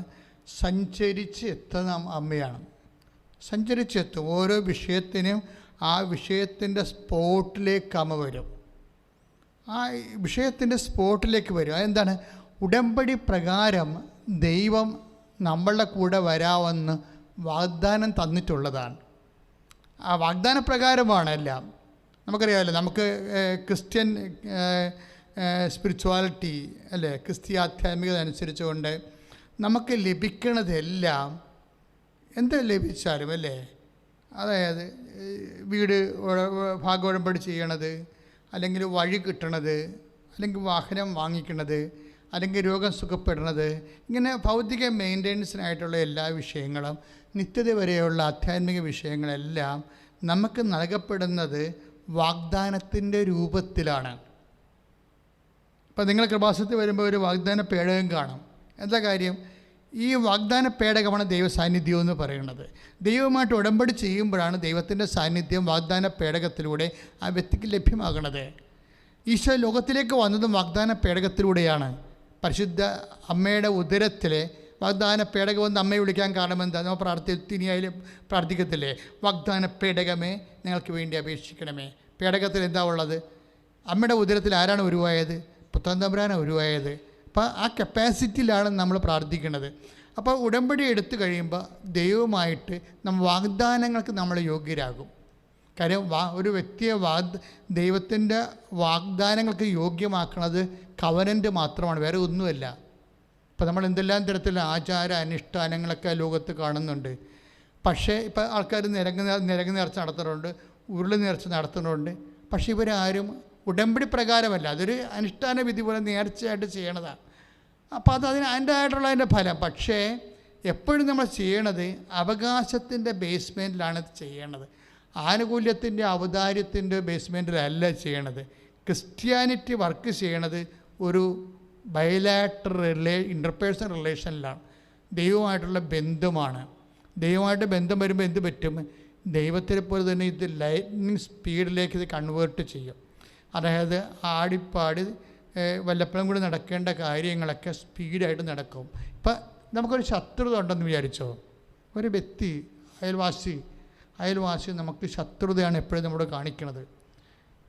ഒരു കാര്യം വേണ്ട, നമ്മളത്തിൽ ഉയർന്ന നമ്മുടെ കുഞ്ഞുങ്ങളൊക്കെ രക്ഷപ്പെട്ട് കഴിയുമ്പോൾ മറ്റുള്ളവർ മോന്തൊക്കെ തെളിയാത്ത ഒരു അവസ്ഥ വരും. അവരോട് ഇങ്ങനെ യുദ്ധത്തിലൊന്നും പോകണ്ട. പക്ഷെ ഒരു കാര്യമുണ്ട്, കർത്താവ് പറഞ്ഞിരിക്കുന്നത് നഷ്ടപ്പെടുത്തരുതെന്നാണ് പറഞ്ഞിരിക്കുന്നത്. ശത്രുവിനെ നിങ്ങൾ നേടണമെന്നാണ് പറഞ്ഞിരിക്കുന്നത്. നഷ്ടപ്പെടുത്തണതിന് ആർക്കും സാധിക്കും അല്ലേ? ഒരാളെ നഷ്ടപ്പെടുത്താൻ ആർക്കും സാധിക്കും. ഈശോ എന്താ പറയണത്? അങ്ങനെ ചെയ്താൽ നിങ്ങളുടെ ശത്രുവിനെ നിങ്ങൾ നേടും. ഈശോ ഉദ്ദേശിക്കുന്നത് എന്താണ്? ആ ശത്രുവിനായിക്കഴിഞ്ഞാൽ, അപ്പോൾ ശത്രു എന്ന് പറയുമ്പോൾ സ്വാഭാവികമായിട്ട് വിദ്വേഷം ഉണ്ടാകും, വേര് വളർന്നുണ്ടാകും, അശുദ്ധമായ വ്യക്തിയാകും അല്ലേ? അങ്ങനെ കുറേ സംഭവങ്ങൾ ശത്രുതയിലുണ്ട്. വിദ്വേഷമുണ്ട്, അശുദ്ധിയുണ്ട്. ഹെബ്രായ ലേഖനം 12-ാം അധ്യായം അനുസരിച്ചുകൊണ്ട് വിദ്വേഷത്തിൻ്റെ വേര് വളർന്ന് അശുദ്ധരാകാതിരിക്കാൻ സൂക്ഷിച്ചു കൊള്ളുവിൻ. വെച്ചാൽ അവർ നിങ്ങളോട് വിദ്വേഷം കാണിച്ചപ്പോൾ നിങ്ങളും വിദ്വേഷം കാണിച്ചു കഴിഞ്ഞാൽ ഉടനെ നിങ്ങൾ അശുദ്ധരായി. അപ്പോൾ അശുദ്ധരായി കഴിഞ്ഞുള്ള കുഴപ്പം എന്താണ്? കണക്ഷൻ പോവും, ദൈവമായിട്ട് കണക്ഷൻ പോവും. അതുകൊണ്ട് മറ്റുള്ളവർ വിദ്വേഷം കാണിച്ചാലും നമ്മൾ അങ്ങനെ കാണിക്കരുത്. എന്താ കാര്യം? നമ്മൾക്ക് ദൈവത്തിൻ്റെ മുമ്പിൽ നിലനിൽക്കണം. അവൻ്റെ മുമ്പ് ജയിച്ചാൽ പോരാ. അവൻ ചത്തുപോകുന്ന ആളാണ്. 10-50 കൊല്ലം 10-20 കൊല്ലം കൊണ്ട് ജീവിച്ചിരിക്കുകയുള്ളൂ. അത് കഴിയുമ്പോൾ അവനും ചാകും, നമ്മളും ചാകും. പക്ഷേ എന്താ പ്രശ്നം വെച്ച് കഴിഞ്ഞാൽ, ഇങ്ങനെയുള്ള ഈ നീർക്കോലിയൊക്കെ കടിക്കുമ്പോൾ അത്താഴം മുടങ്ങുന്ന കാര്യം ഉറപ്പാണ്. എന്താ കാര്യം? അത്താഴം എന്ന് പറയുന്നത് എന്താ? സ്വർഗീയ വിരുന്ന്, നിത്യത. ഈ നീർക്കോലി കടിച്ചാലും അത്താഴം മുടങ്ങും നമുക്ക്. എന്നുവെച്ചാൽ അത്താഴം ഈ ശത്രു അവൻ നമ്മളെ ഒരു കാര്യമില്ല. കാര്യം അവൻ വഴി കെട്ടിയടക്കുന്നു, വഴി കൊണ്ടുപോയി അഡ്വാൻസ് കൊടുക്കുന്നു. എന്തിനാണ്? നമ്മൾ കാറ് മേടിക്കുമെന്ന് വിചാരിച്ചുകൊണ്ട് ആ വഴി വിലക്കെടുത്തിട്ട് നമ്മൾ കാറ് വാങ്ങിക്കുമെന്ന് വിചാരിച്ചിട്ടാണ്. അവന് ആവശ്യമില്ലെങ്കിലും പോയി അഡ്വാൻസ് കൊടുത്തിട്ട് നമ്മളോട് നമ്മൾ ആ വഴി വിലക്ക് മേടിക്കാൻ ചെല്ലുമ്പോൾ പറയും, അയ്യോ അത് വിറ്റുപോയില്ല, അത് പറഞ്ഞു പോയില്ല, അതൊക്കെ ഞാൻ ഇങ്ങനെ തരേണ്ടതെന്ന് വെച്ചാൽ അപ്പോൾ ഒക്കെ മനസ്സിലാവും ആരാണത് ചെയ്തതെന്നൊക്കെ അറിയാം. അപ്പോൾ നമുക്ക് വിദ്വേഷം ഉണ്ടാവും. അപ്പോൾ ഇങ്ങനെ ഓരോ വ്യക്തികളെക്കുറിച്ചും നമുക്ക് വിദ്വേഷം ഉണ്ടാകും. പക്ഷേ എന്താണ് വചനം പറഞ്ഞു വെച്ച് കഴിഞ്ഞാൽ, വിദ്വേഷത്തിനൊരു കുഴപ്പമുണ്ടാകും. ഈ ആലിനെ പോലെയാണ് ഈ വിദ്വേഷം. ആലെന്ന് പറഞ്ഞുകൊണ്ടല്ല, ഈ സാധനത്തിൻ്റെ കൊമ്പ് വെട്ടിയാലും വേരിങ്ങനെ വളർന്നുകൊണ്ടിരിക്കും. ആൾക്കാർ എപ്പോഴും ചെയ്യണത് എന്താണ്? കൊമ്പ് വെട്ടും. ഇപ്പോൾ ഞാനും എൻ്റെ തൈക്കാട്ടുതിരി പള്ളിയിൽ വലിയൊരു ആല് നിൽപ്പുണ്ട്. ആ ആലിന് ഞാനവിടെ സ്ഥിരമായിട്ട് താമസിച്ചിരുന്ന സമയത്തൊക്കെ എപ്പോഴും രസം ഒഴിപ്പിക്കും, മുകളിൽ കയറ്റി മണ്ണെണ്ണ ഒഴിപ്പിക്കും. എന്നിട്ട് ശിഖരമെല്ലാം വെട്ടിക്കളഞ്ഞിട്ട് രസവും ഒഴിപ്പിക്കും, മണ്ണെണ്ണ ഒഴിപ്പിക്കും. കുറച്ച് കഴിയുമ്പോൾ 2 മാസം കഴിയുമ്പോൾ പിന്നെയും ആല് ഇലയൊക്കെ പിടിച്ച് നിൽക്കും. എന്താ കാര്യം? അതിൻ്റെ വേര് വളരുന്നുണ്ട്. വേരിനങ്ങനെ കുഴപ്പമുണ്ട്, അത് വളർന്നുകൊണ്ടിരിക്കുക എത്ര അറ്റത്തുനിന്നായാലും. അപ്പോൾ വിദ്വേഷത്തിനൊരു പ്രശ്നമുണ്ട്. നോ കോണ്ടാക്റ്റ് ഇല്ലെങ്കിലും വേര് വളർന്നുകൊണ്ടിരിക്കും. ഇപ്പോൾ നിനക്ക് ശത്രുത ഉണ്ട്, ഓഫീസിലാകാം, അല്ലെങ്കിൽ നീ പഠിപ്പിക്കുന്ന സ്ഥാപനത്തിലാകാം, ശത്രുത ഉണ്ട്. ശത്രുത ഉണ്ടാകുമ്പോൾ എപ്പോഴും നീ മനസ്സിലുണ്ടാകണം, ഈശോ പറഞ്ഞിരിക്കുന്നത് അവൻ പറയണ പോലെയല്ല നമ്മൾ ജീവിക്കേണ്ടത്. അതിലെ ഉടമ്പടി. അപ്പോൾ ഈശോ പറഞ്ഞിരിക്കുന്നത് ഇവനെ നേടണമെന്നാണ് പറയുന്നത്. ഇവനെ നഷ്ടപ്പെടുത്തരുത്, എനിക്കും നഷ്ടപ്പെടരുത്, ഈശോയ്ക്കും നഷ്ടപ്പെടരുത്. അതാണ് വിഷയം. കാര്യം നമുക്ക് നഷ്ടപ്പെടുത്താനാണെങ്കിൽ ഈസിയാണ്. ഇവൻ എന്തെങ്കിലും നമ്പർ കാണിച്ചു കഴിഞ്ഞാൽ കൊണ്ടുവരേണ്ട ഒരു കേസ് കൊടുത്താൽ മതി. കേസ് എന്ന് പറയുമ്പോൾ അറിയാമല്ല, മിക്കവാറും കള്ളക്കേസായിരിക്കും. നമ്മളിവനെന്നെ നോക്കി എന്നൊക്കെ പറഞ്ഞാൽ നമ്മൾ കൊടുക്കുക, അല്ലെങ്കിൽ തല്ലാൻ പോയി, അല്ലെങ്കിൽ ഇങ്ങനെ നമ്മൾ ഓരോ കാര്യം പറഞ്ഞ് കേസ് കൊടുക്കണം. പോലീസ് പറയും ഇതൊന്നും നിലക്കത്തില്ല. ഒരു 10-12 ദിവസമെങ്കിലും ഇവന് റിമാൻഡിൽ കളയണമെന്നുണ്ടെങ്കിൽ വ്യത്യസ്തമായ ക്ലോസുകൾ അതിനകത്ത് ഇടണം. അതനുസരിച്ച് ഇടാൻ പറയും. അപ്പോൾ നമ്മൾ എന്ത് ചെയ്യും? എന്നാൽ സാറേ ഇടാൻ പറയും. അപ്പോഴേ ഇവനെ ഒന്ന് വിളിച്ച് വരട്ടണമെന്നുണ്ടെങ്കിൽ ക്ലോസ് ചേർക്കണം. ക്ലോസ് ചെയ്യുമ്പോൾ അവൻ ചെയ്യാത്ത കാര്യങ്ങളൊക്കെ നമ്മൾ എഴുതി വെക്കേണ്ടി വരും. അപ്പോൾ ആരശുദ്ധനായി? നമ്മൾ അശുദ്ധനായി. കാര്യം പോലീസിൽ ചെന്ന് കഴിഞ്ഞാൽ ഉടനെ പോലീസിന് ചില കേസ് നിലനിൽക്കത്തില്ല. എസ് എടുത്ത് കൊണ്ടേ കേസ് കൊടുക്കണ്ടേ? അപ്പോൾ ഇതെന്നാ കേസ് വാ എന്ന് പറയും, പോലീസിന് ഏഡിനോടൊക്കെ പറഞ്ഞു കളയും. അപ്പോൾ എന്താ പറയുക, ഏഡിന് പറ്റുന്ന രീതിയിലേക്ക് ഇല്ലാത്ത കാര്യങ്ങൾ ഉണ്ടാക്കി നിയമത്തിൽ അകത്ത് പോണ രീതിയിൽ പറഞ്ഞു കൊടുക്കും. അപ്പോൾ നുണ പറയുന്നതോടുകൂടി നമ്മൾ അവിടെ നുണ പറയേണ്ടി വരും. പക്ഷേ അപ്പം നുണ പറഞ്ഞു ഒപ്പിടും. അപ്പോൾ ഇപ്പം ഇത്രയും നാൾ നമ്മൾ നേടിയത് ഇത് വളരെ, അതായത് ദൈവമായിട്ടുള്ള യാത്ര വളരെ ശ്രദ്ധയോടെ ചെയ്യേണ്ട ഒരു വിഷയമാണ്. കാര്യം നമ്മളോട് പറഞ്ഞിരിക്കുന്നത് ശത്രുവിനെ അങ്ങനെ ചെയ്താൽ നിങ്ങളുടെ ശത്രുവിനെ നിങ്ങളെ നേടി. ഉദാഹരണത്തിന് ഈശോ എന്താണ്, നിൻ്റെ ഇടത് കരണത്തടിക്കുന്നതിന് വലത് കരണം കൂടി കാണിച്ചു കൊടുക്കാൻ പറയും. അത് കാണിച്ചു കൊടുക്കാൻ പറയുന്നത് നമ്മളോടൊക്കെ ഒരെണ്ണം കൊണ്ട് ചെല്ലണമെന്നല്ല എൻ്റെ അർത്ഥം. എന്ന് വെച്ചാൽ അവനോട് തിരിച്ച് ആക്രമിച്ച് ആക്രമത്തിൻ്റെ രീതിയിലേക്ക് പോയി കഴിയുമ്പോൾ സ്വാഭാവികമായിട്ടും അതിൻ്റേതായിട്ടുള്ള രീതികളുണ്ടാകും. നമ്മളത് ജയിക്കുകയും ചെയ്യും, കോടതിയിലും ജയിക്കും. എത്ര പേരാണ് ശിക്ഷിക്കപ്പെടുന്നത്? പക്ഷേ ആളെ നമുക്ക് നഷ്ടപ്പെടും. നീ ക്രിസ്ത്യാനിയായിട്ട് പിന്നെ ഇങ്ങനെ നടന്നിട്ട് കാര്യമൊന്നുമില്ല. ദൈവം എന്താ കാര്യം? കർത്താവ് അവസാനം വരെ നേടാൻ നോക്കിയ ആളാണ്. അവസാനം വരെ ശത്രുവിനെ അവസാനം വരെ നേടാൻ നോക്കിയതാണ്. കാര്യം ഈ ഒടുക്കത്തത്താഴത്തിൻ്റെ ഈശോ അപ്പം എടുത്തിട്ട് കുർബാന സ്ഥാപിക്കണതിന് മുമ്പ് അപ്പം ജൂഡാസിന് കൊടുത്തിട്ട് പറയും, നീ ചെയ്യാനുള്ളത് വേഗം ചെയ്യാൻ പറയും. എന്ന് വെച്ചാൽ ഈശോയ്ക്കറിയാം ഒറ്റിക്കൊടുക്കാൻ വേണ്ടി ആൾ റെഡിയായിട്ടിരിക്കണം, ഇവിടുന്ന് പോകാനിരിക്കണമെന്ന് പറയും. പക്ഷെ ആ ചെയ്യാൻ അത് ഈശോ ഒരു പരിഭവമായിട്ടോ അല്ലെങ്കിൽ നിരാശയായിട്ടോ അല്ലെങ്കിൽ ദേഷ്യമായിട്ടോ ഒന്നുമല്ല പറയണത്. വളരെ നല്ല മോഡി ലാംഗ്വേജിലാണ് പറയണത്, നീ ചെയ്യാനുള്ളത് വേഗം ചെയ്യാൻ. നമ്മളത് വായിക്കണത് കുളമാക്കിയാണെന്നേ ഉള്ളൂ. മോന്ത അർപ്പിച്ചാൽ നമ്മൾ വായിക്കണം, നീ ചെയ്യാനുള്ള വേഗം ചെയ്യാൻ കർത്താവ് പറഞ്ഞത് വളരെ എന്താണെന്ന് വെച്ചാൽ, കർത്താവ് അങ്ങനെ വളരെ നേക്കായിട്ട് പറഞ്ഞിട്ടുണ്ടെങ്കിൽ പത്രോസിന് കാര്യം പിടികിട്ടും. പത്രോസിന് എങ്ങാനും കാര്യം പിടിയിട്ട് പത്രോസ് അവിടെയിട്ട് അടിക്ക് വരാം. അത് കാരണം യൂദാസിനെ രക്ഷിക്കുക എന്ന ഉദ്ദേശത്തിൽ പത്രോസ് വിചാരിച്ചു ഈ പെസഹയ്ക്ക് ആവശ്യമായ എന്തോ വാങ്ങിക്കാൻ വേണ്ടി കാശ് കൊടുക്കുകയാണ്, അനുവാദം കൊടുക്കുകയാണെന്ന്. അപ്പം രക്ഷപ്പെട്ടതാണ്. അത് വെച്ചാൽ അവസാനം വരെ യൂദാസ് നേടാൻ വേണ്ടി നോക്കുകയാണ്. നേടാൻ വേണ്ടി നോക്കിയതുകൊണ്ടാണ് യൂദാസിന് സങ്കടം കയറി ആത്മഹത്യ ചെയ്തത്. ആത്മഹത്യ ചെയ്യേണ്ട കാര്യമില്ല, ഞാൻ വെയിറ്റ് ചെയ്താൽ മതിയായിരുന്നു. അതായത് യൂദാസിനെ സംബന്ധിച്ചിടത്തോളം ഒരു 72 മണിക്കൂർ എൻ്റെ ഒരു മിസ്സിങ്ങാണ് സംഭവിച്ചിരിക്കുന്നത്. 72 മണിക്കൂർ കൂടി അവൻ മരിക്കാതെ നിന്നിരുന്നെങ്കിൽ ഈ തോമാശ്രീയാനെ വിളിച്ചതുപോലെ അവനെ വിളിച്ചേനെ ഈശോ. കാര്യം അത് ഈശോയാണ്. ഈശോക്ക് അങ്ങനെ ചെയ്യാൻ പറ്റത്തുള്ളൂ. അതുകൊണ്ടാണ് ഈശോ എൻ്റെ മക്കളെ ഉടമ്പടി ചെയ്യുമ്പോൾ നിങ്ങൾ ഈ ലെവലിലോട്ട് വരണം. എന്താ പിന്നെ ഒരു കാര്യമുണ്ട്, നിങ്ങൾ ഈശോ നേരത്തെ പറഞ്ഞിട്ടുള്ളൊരു കാര്യമുണ്ട്. എന്താണ്? ഞങ്ങളെ പ്രലോഭനത്തിൽ ഉൾപ്പെടുത്തരുതേ എന്ന് വെച്ചാൽ എന്താ പ്രശ്നം അറിയാമോ? വയ്യാവേലിക്ക് ചെന്ന് വള്ളിക്കെട്ടിനൊക്കെ തലവെച്ച് കൊടുത്താൽ നമ്മുടെ പെടലിയും ഞെട്ടിക്കൊണ്ട് അവർ പോകും. അങ്ങനെ ഒരു സിറ്റുവേഷൻസ് ഉണ്ടാവരുത് എന്നാണ് ഈശോ പറയണത്. അതായത് നമ്മൾക്ക് നമ്മുടെ ജീവിതത്തിൽ എപ്പോഴും പ്രൊട്ടക്ഷൻ വേണം. ഞാൻ എൻ്റെ പ്രവർത്തകരെ എല്ലാവരെയും പ്രൊട്ടക്റ്റ് ചെയ്യും. രാത്രി പ്രാർത്ഥിക്കാൻ 2 മണിക്ക് രാത്രി പ്രാർത്ഥിക്കുമ്പോഴൊക്കെ എൻ്റെ റൈറ്റ് ഹാൻഡായിട്ടുള്ള എല്ലാ പ്രവർത്തകരും അവരുടെ കുടുംബങ്ങൾ പ്രൊട്ടക്റ്റ് ചെയ്യും, മാതാവിനെ ഏൽപ്പിക്കും. അപ്പോൾ എന്താ സംഭവം? അതെന്ന് വെച്ചാൽ അവരുടെ ഒന്നാമത്തിൽ അങ്ങനെയോ എത്രയോ വർഷങ്ങളായിട്ട് നിൽക്കുന്നവരുണ്ട്. അങ്ങനെ നിൽക്കുമ്പോൾ അവരുടെ കൃപ പോയിക്കുക. അവരെല്ലായിടത്തും അവരുടെ വീട്ടിൽ വല്ല പ്രശ്നം ഉണ്ടായി വല്ല അടിപിടിയൊക്കെ ഉണ്ടായിക്കഴിഞ്ഞാൽ അവരതിൻ്റെ അകത്ത് നിന്നിട്ട് തലവെച്ച് കൊടുത്താൽ പിന്നെ അവർക്ക് കോടതിയായി, കേസായി, പിന്നെ രോഗമായി, പിന്നെ അസ്വസ്ഥയായി, കൃപ പോയി, പ്രാർത്ഥന പോയി, എല്ലാം പോലെ. അപ്പോൾ ഇത് എല്ലാം ചെയ്യും. പക്ഷേ നമ്മളെപ്പോഴും ഓർക്കേണ്ട ഇതാണ്, ഞങ്ങൾ ദിവസവും പള്ളിയിൽ പോകുന്നുണ്ടല്ലോ, കുർബാന സ്വീകരിക്കുന്നുണ്ടല്ലോ എന്ന് വിചാരിച്ചുകൊണ്ട് നമ്മളെന്തോ വലിയ കാര്യങ്ങളൊക്കെ ചെയ്യുന്നുണ്ടെന്ന് പറഞ്ഞുകൊണ്ട് ധാരണയിലിരിക്കരുത്.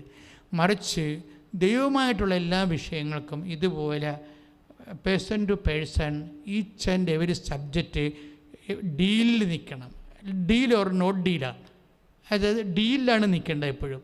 കർത്താവിൻ്റെ അടുത്ത് കർത്താവിൻ്റെ രീതി അനുസരിച്ച് ഇത്രയും നാളെ ഞാൻ കർത്താവിൻ്റെ കൂടെ നടന്നപ്പോൾ എനിക്ക് മനസ്സിലായത്, നമ്മൾ ചോദിക്കുന്നതാണ് കർത്താവിന് എപ്പോഴും നല്ലത്. തന്നുള്ളൂ. കർത്താവ് നമ്മുടെ കാര്യങ്ങൾക്ക് അറിയാമല്ലോ. അത് ചില പൊട്ടന്മാരെന്ന് വെച്ചാൽ 0 ക്രിസ്ത്യൻസ് ഉണ്ട്. സീറോ ക്രിസ്മസ് എന്ന് പറയുന്നത് എന്താണ്? കർത്താവിനെക്കുറിച്ച് ഒരു ഗന്ധവുമില്ലാത്തവർ. അതാണ് സീറോ ലെവലെന്ന് പറയാൻ നമ്മൾ പറയുന്നതല്ലേ, 0 എന്ന് വെച്ച് കഴിഞ്ഞാൽ കർത്താവിനെക്കുറിച്ചൊരു ഗന്ധവുമില്ലാത്തവർ. പക്ഷെ അങ്ങനെയല്ല ഈ സംഭവം. അതായത് നമ്മൾ എങ്ങനെയൊക്കെ ജീവിച്ചാലും നമുക്ക് ചില സമയത്ത് നമ്മുടെ കയ്യിൽ നിന്ന് വിട്ടുപോയിട്ടുള്ള ഇഷ്യൂസ് ഉണ്ടാകും. പക്ഷേ കയ്യിൽ നിന്ന് വിട്ടുപോയ ഇഷ്യൂസ് ഉണ്ടാകാനല്ല പ്രശ്നം, നമ്മളതിനെ എങ്ങനെയാണ് കൈകാര്യം ചെയ്യുന്നത്, അതാണ് വിഷയം. ഇപ്പം എങ്ങനെയാണ്, ഇപ്പം നിയമത്തിൽ എന്ത് എഴുതിയിരിക്കുന്നു ചോദ്യമില്ലേ? ഒന്ന് സ്തുതിച്ച മക്കളെ. യേശുവേ സ്വസ്തം, ഹല്ലേലൂയ.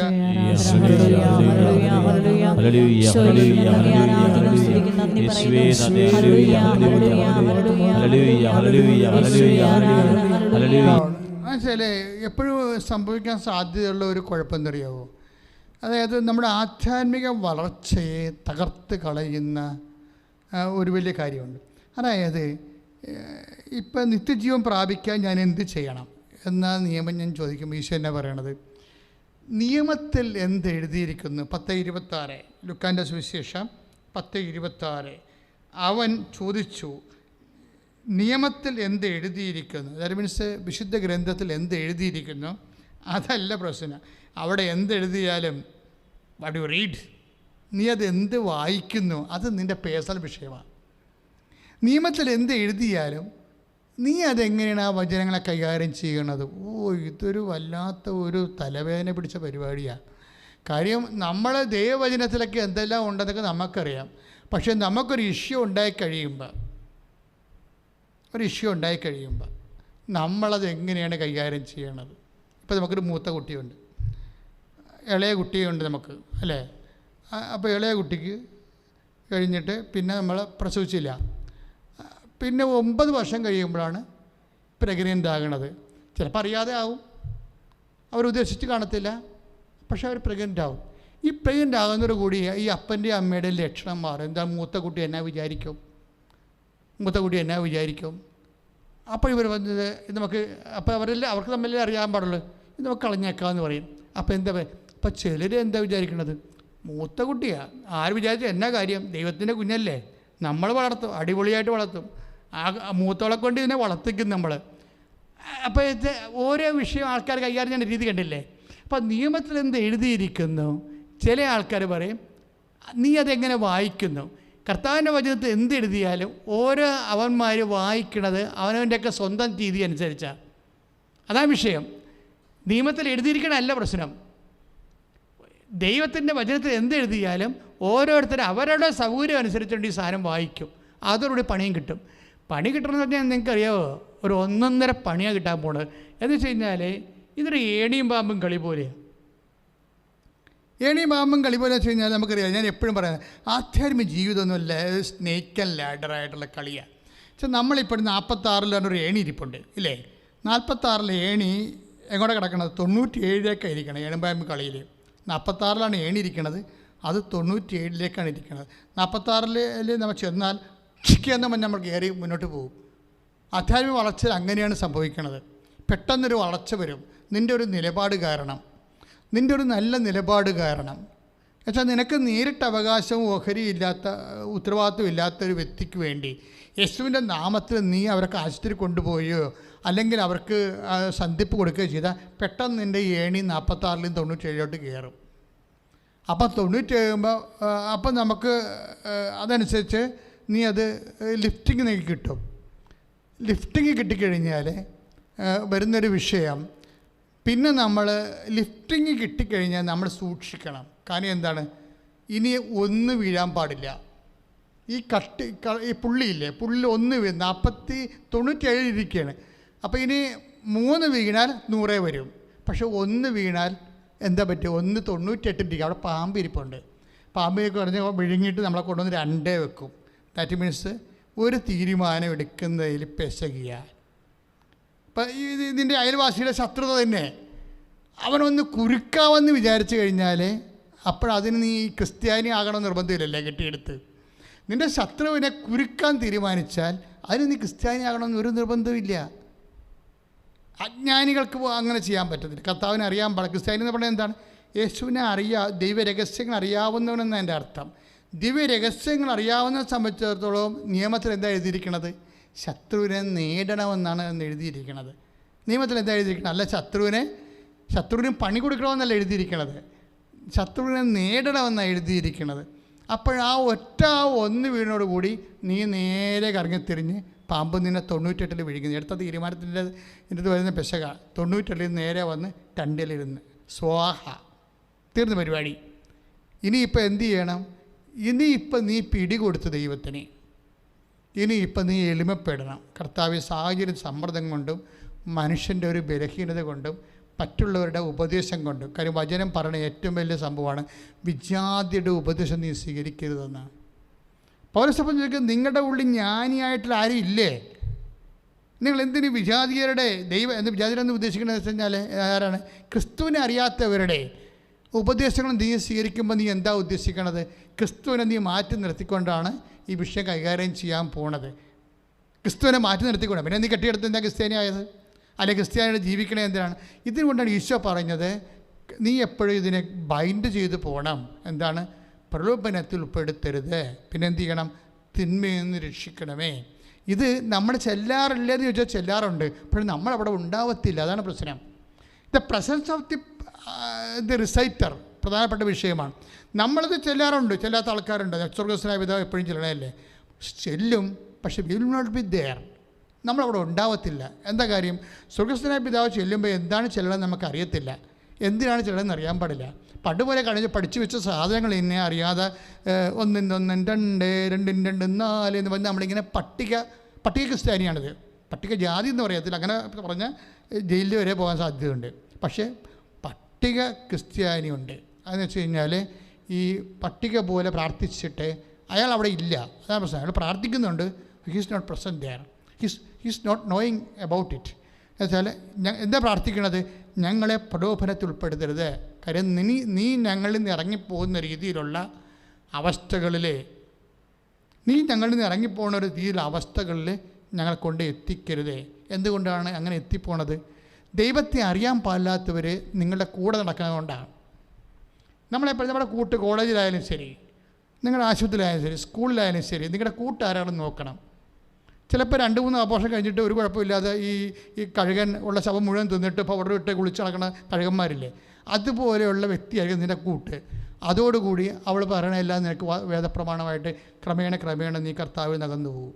എന്താ കാര്യം? നിൻ്റെ കൂടെയുള്ളത് ദൈവവചനത്തിന് വിരുദ്ധമായിട്ട് ജീവിക്കുന്ന പൈശാചിക സാന്നിധ്യമുള്ള സാക്ഷ്യത്തിൻ്റെ ആളാണ്. അതുകൊണ്ട് നീ ആരുടെ കൂടെയാണ് സഞ്ചരിക്കുന്നത്, ആരാണ് നിൻ്റെ കൂട്ടെന്ന് നീ മനസ്സിലാക്കണം. ഒരു കാര്യമുള്ളത് നീ മനസ്സിലാക്കേണ്ടത്, ഏത് കൂട്ട് എങ്ങനെ ഉണ്ടാക്കിയാലും. ഞാൻ ഇടക്കിടക്ക് സിമിത്തേരി പോണ ആളാണ്. ഇടവകയിരിക്കുമ്പോഴൊക്കെ രാത്രി 1 മണിക്കൊക്കെ സിമിത്തേരി പോകും, നിലാവുള്ള ദിവസം. കാര്യം സിമിത്തേരി പോലെ ഒരു സർവകലാശാല വേറെ നമ്മുടെ ജീവിതത്തിൽ ഈ ഭൂമിയിലില്ല. ഒരു ധ്യാനകേന്ദ്രമാണ് സിമിത്തേരി എന്ന് പറയുന്നത്. നമുക്ക് അവിടെ ചെല്ലുമ്പോൾ എല്ലാം മനസ്സിലാകും. നമ്മുടെ ടെൻഷൻ എല്ലാം മാറും. നമ്മുടെ എന്തെങ്കിലും മത്സരങ്ങളുണ്ടെങ്കിൽ അത് മാറും. ആവശ്യമില്ലാത്ത കാര്യങ്ങൾക്ക് ഓവർ വ്യഗ്രത ഉണ്ടെങ്കിൽ മാറും. കാര്യം എന്ത് വ്യഗ്രത എടുത്തെടുത്താലും അവസാനം ഇവിടെ വന്ന് വീഴും. എന്താ വ്യത്യാസം വരണത്?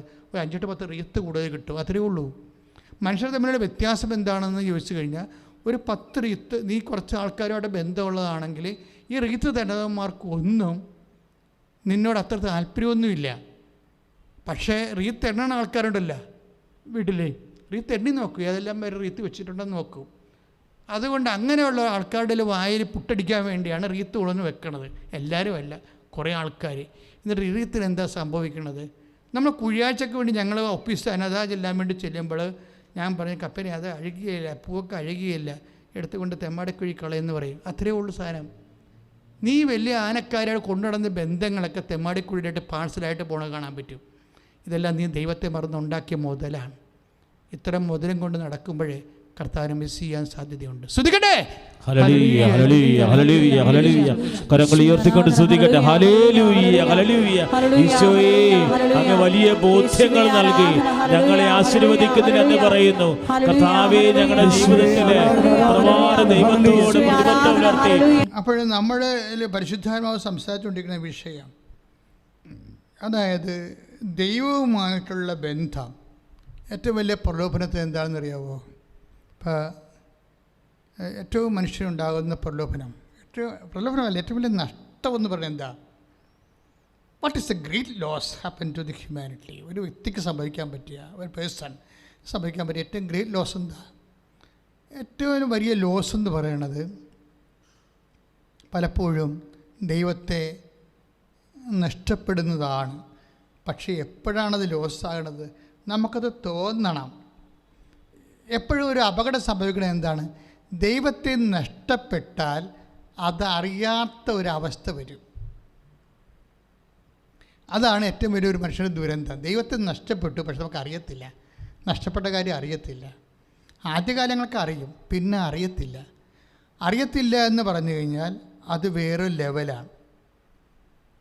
അത് വേറൊരു ലെവലാണെന്ന് വെച്ച് കഴിഞ്ഞാൽ, ഇപ്പോൾ ഉദാഹരണത്തിന് ഒരു ക്രൈസിസ്, ഒരു ഹെവി ഡ്യൂട്ടി വിഷയം വരുമ്പോഴാണ് നീ പഠിക്കാൻ പോണത്. നിന്നെ ദൈവത്തിന് തിരിച്ചെടുക്കണമെന്നുണ്ടെങ്കിൽ ദൈവം നിനക്കൊരു ഹെവി ഡ്യൂട്ടി വിഷയം തരും. ഇപ്പോൾ കഴിഞ്ഞ ദിവസങ്ങളിലെ ഒരു സാക്ഷ്യം ഉണ്ടായിരുന്നു ഇവിടെ. ഹല്ലേലൂയ ഹല്ലേലൂയ ഹല്ലേലൂയ. കരങ്ങൾ ഉയർത്തിക്കൊണ്ട് സ്തുതിക്കട്ടെ. ഹല്ലേലൂയ ഹല്ലേലൂയ. കർത്താവേ, ഞങ്ങളങ്ങേ സ്തുതിച്ച് പ്രാർത്ഥിക്കുന്നു. കർത്താവേ, ഞങ്ങൾ ഹല്ലേലൂയ ഹല്ലേലൂയ ഹല്ലേലൂയ. അവരുടെ പേര് ട്രീസയാണ് മറ്റൊരുന്നാവുന്നതാണ്.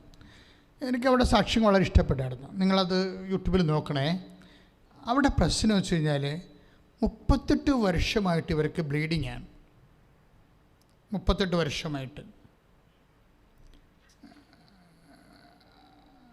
അതായത് ഒരു ചെടുത്തി അവർക്കൊരു 45 50 വയസ്സ് കാണുമായിരിക്കും.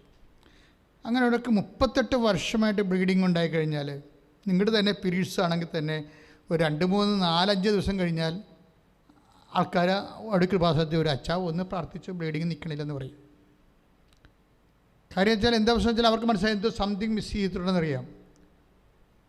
ഇതെല്ലാം കർത്താവിൻ്റെ കയ്യിലുള്ളത് കാരണം ഞാനപ്പോൾ തന്നെ മുട്ടയ്ക്കാൻ പറയും, ബ്ലസ് ചെയ്ത് അത് പ്രാർത്ഥിച്ചു വിടും.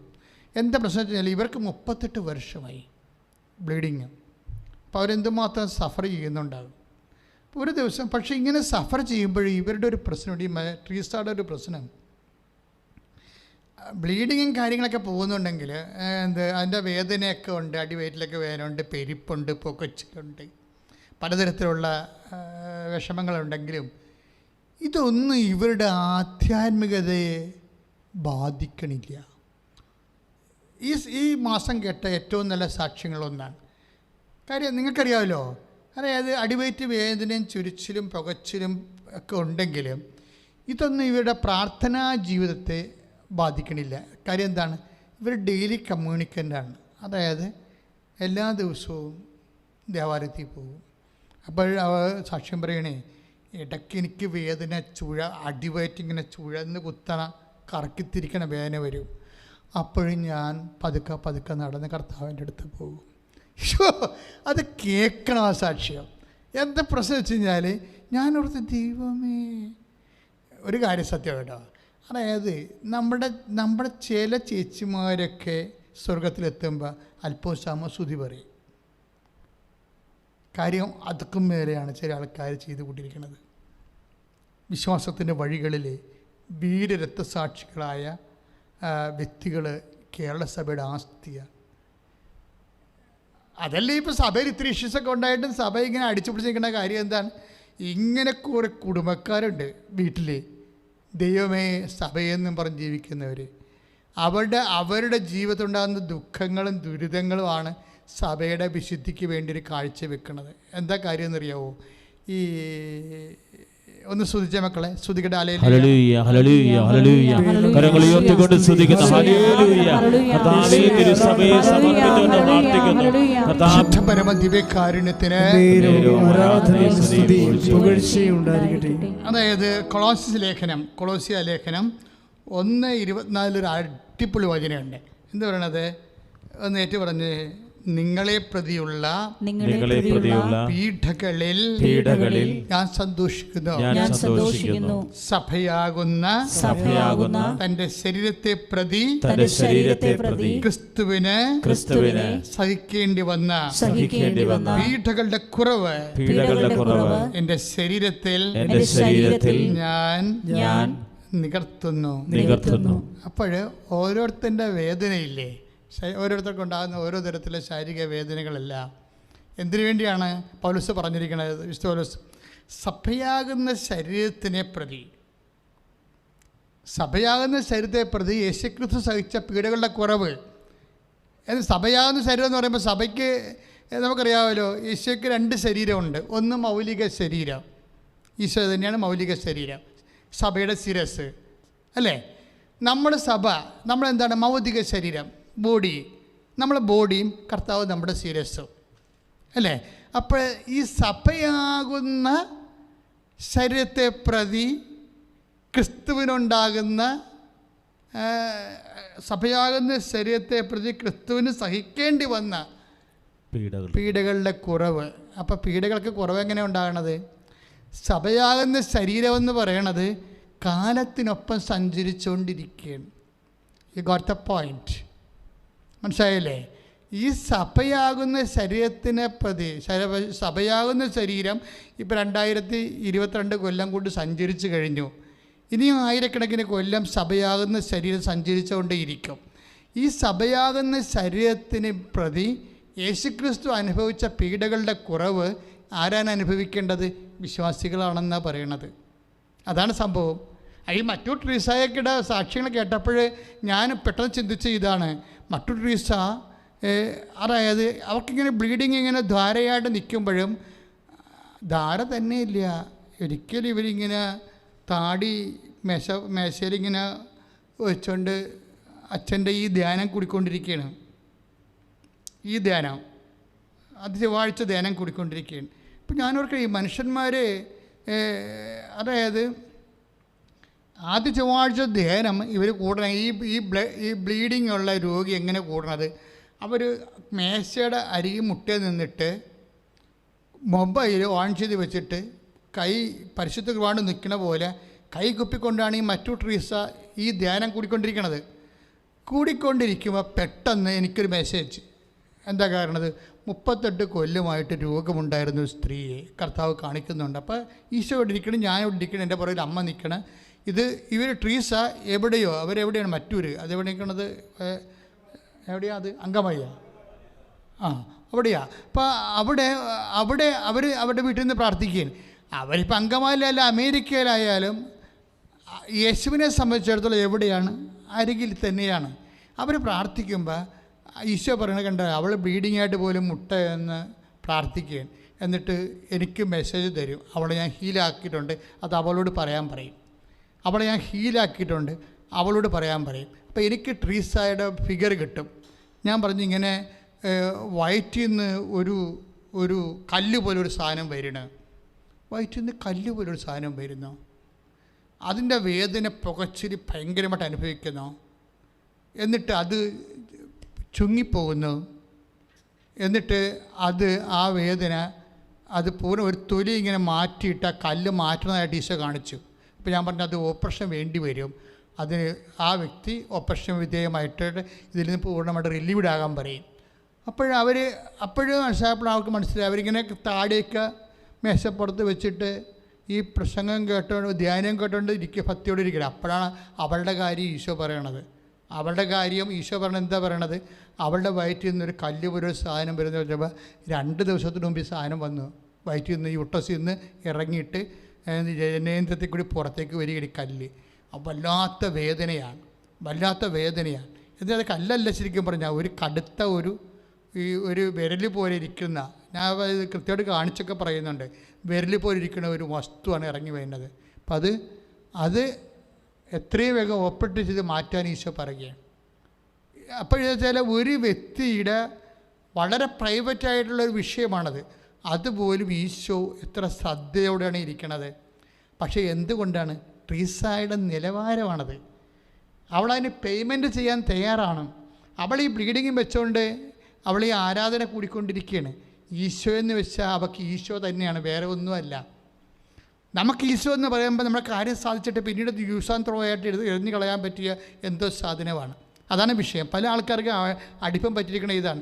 എല്ലാവർക്കും അനുഗ്രഹം കിട്ടിയിട്ടുണ്ട്. ആ അനുഗ്രഹിക്കണ ആ സമയത്തൊക്കെ എല്ലാം വലിയ പഞ്ചപുച്ച ഉടച്ച് ഒച്ചാനിച്ച് കർത്താവിൻ്റെ കൂടെ ഇങ്ങനെ ഈ നമ്മൾ വീട്ടിൽ വളർത്തുന്ന പട്ടി നക്കി വാലാട്ടിക്കൊണ്ട് നടക്കുന്ന പോലെ ഒരാഴ്ച വാലാട്ടിക്കൊണ്ട് നടക്കും.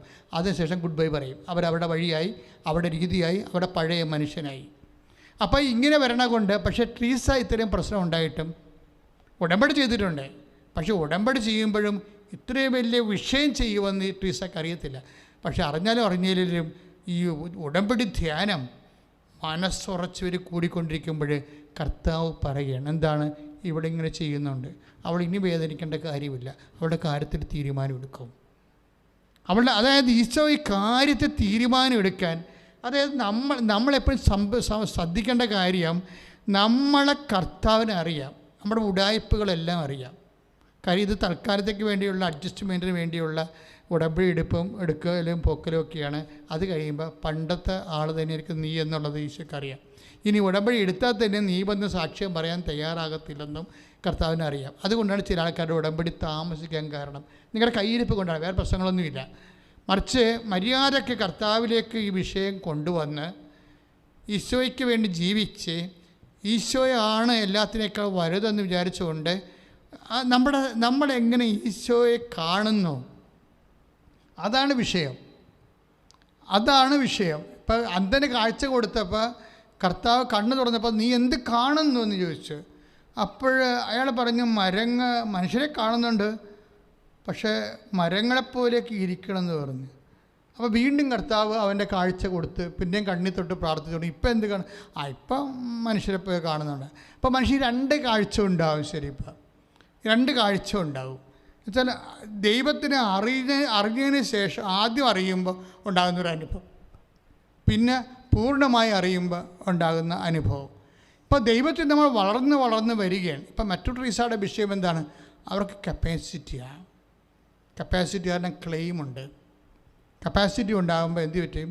അവർ ദൈവത്തിൻ്റെ മകളാണ്. അവളുടെ കയ്യിൽ നിന്ന് ഒത്തിരിയേറെ ചിലവഴിച്ചിട്ടുണ്ട്. ഒത്തിരിയേറെ കർത്താവിന് വേണ്ടി വിശ്വാസം, കുറച്ച് കൂടിയ വിശ്വാസമാണ്. കൂടിയ വിശ്വാസത്തിൽ നമ്മുടെ വിശ്വാസം മെയിൻ്റനൻസ് ഇല്ലാത്ത വിശ്വാസമാണ് നമ്മുടേത്, ഇല്ലേ? ഇപ്പം ഞാൻ കടലിൽ വെഞ്ചരിക്കാനൊക്കെ പോകുമ്പോൾ ചില ആൾക്കാർ കടലിൽ ആങ്കറിട്ടിരിക്കണ വള്ളത്തേനെ കൊണ്ടുപോകും. അത് വെഞ്ചരിക്കാൻ പറയും. അപ്പോൾ ഞാൻ വെഞ്ചരിക്കുമ്പോൾ വെഞ്ചരിച്ച് കഴിയുമ്പോൾ ഇവരെന്നെ പറയും, അച്ഛാ ഇത് കയറ്റാനിട്ടിരിക്കുകയാണെന്ന്. ഞാൻ ഇവിടെ ഇതിന് മുരിങ്ങ പിടിച്ചിരിക്കുകയാണെന്ന്. കുറേ നാളെ കായലിൽ കിടന്ന് കഴിയുമ്പോൾ മുരിങ്ങ എന്നും പറഞ്ഞൊരു തരം പുഴുവുണ്ട്, കക്കായൊക്കെ പിടിച്ചിരിക്കും. അത് വള്ളത്തിന് ദൂരം ഉണ്ടാക്കും. അപ്പോൾ അതുപോലെ തന്നെയായിരിക്കും നമ്മുടെ ആധ്യാത്മിക ജീവിതം മുരിങ്ങ പിടിച്ചതായിരിക്കും. അത് പറിച്ചു കഴിയുമ്പോൾ ഒരു ദൂരം ഉണ്ടാവും അവിടെ. ഇതാണ് വിഷയം വേണ്ടത്. അതല്ലാതെ എപ്പോഴും മെയിൻറ്റെയിൻ ചെയ്ത് പോകുകയാണെങ്കിൽ പ്രശ്നമൊന്നുമില്ല. ഒരു ഇഷ്യൂ ഉണ്ടാകുമ്പോൾ നമ്മൾ ദൈവത്തിലേക്ക് വരുന്നു, അല്ലെങ്കിൽ നമ്മൾ നമ്മുടെ രീതിയിൽ പോകുന്നു. അതായത് നമുക്കൊരിക്കലും ഇങ്ങനെ പാർട്ട് ടൈം ക്രിസ്ത്യൻസായിട്ട് പോകാൻ പറ്റത്തില്ല. ആധ്യാത്മിക ജീവിതത്തിൽ ഷിഫ്റ്റുമില്ല. ഉച്ചവരെ ഒരു ബാച്ച്, ഉച്ച കഴിയുമ്പോൾ വേറൊരു ബാച്ച്, അങ്ങനെയൊന്നുമില്ല. അതായത് ഇതെല്ലാം ദൈവത്തിലുള്ള ഒരു നിലപാട്, ഒരു നയം, ഒരു സമീപനം. ഒന്ന് പ്രാർത്ഥിക്കുക. കർത്താവ് ദൈവമേ, സത്യസന്ധമായി അങ്ങയുടെ കൂടെ എല്ലാ അർത്ഥത്തിലും സഞ്ചരിക്കുവാനും സഹവസിക്കാനും ചിന്തിക്കാനും പ്രാർത്ഥിക്കാനും സാക്ഷ്യം നൽകാനും എന്നെ അഭിഷേകം ചെയ്യാനും ശ്രദ്ധിക്കട്ടെ.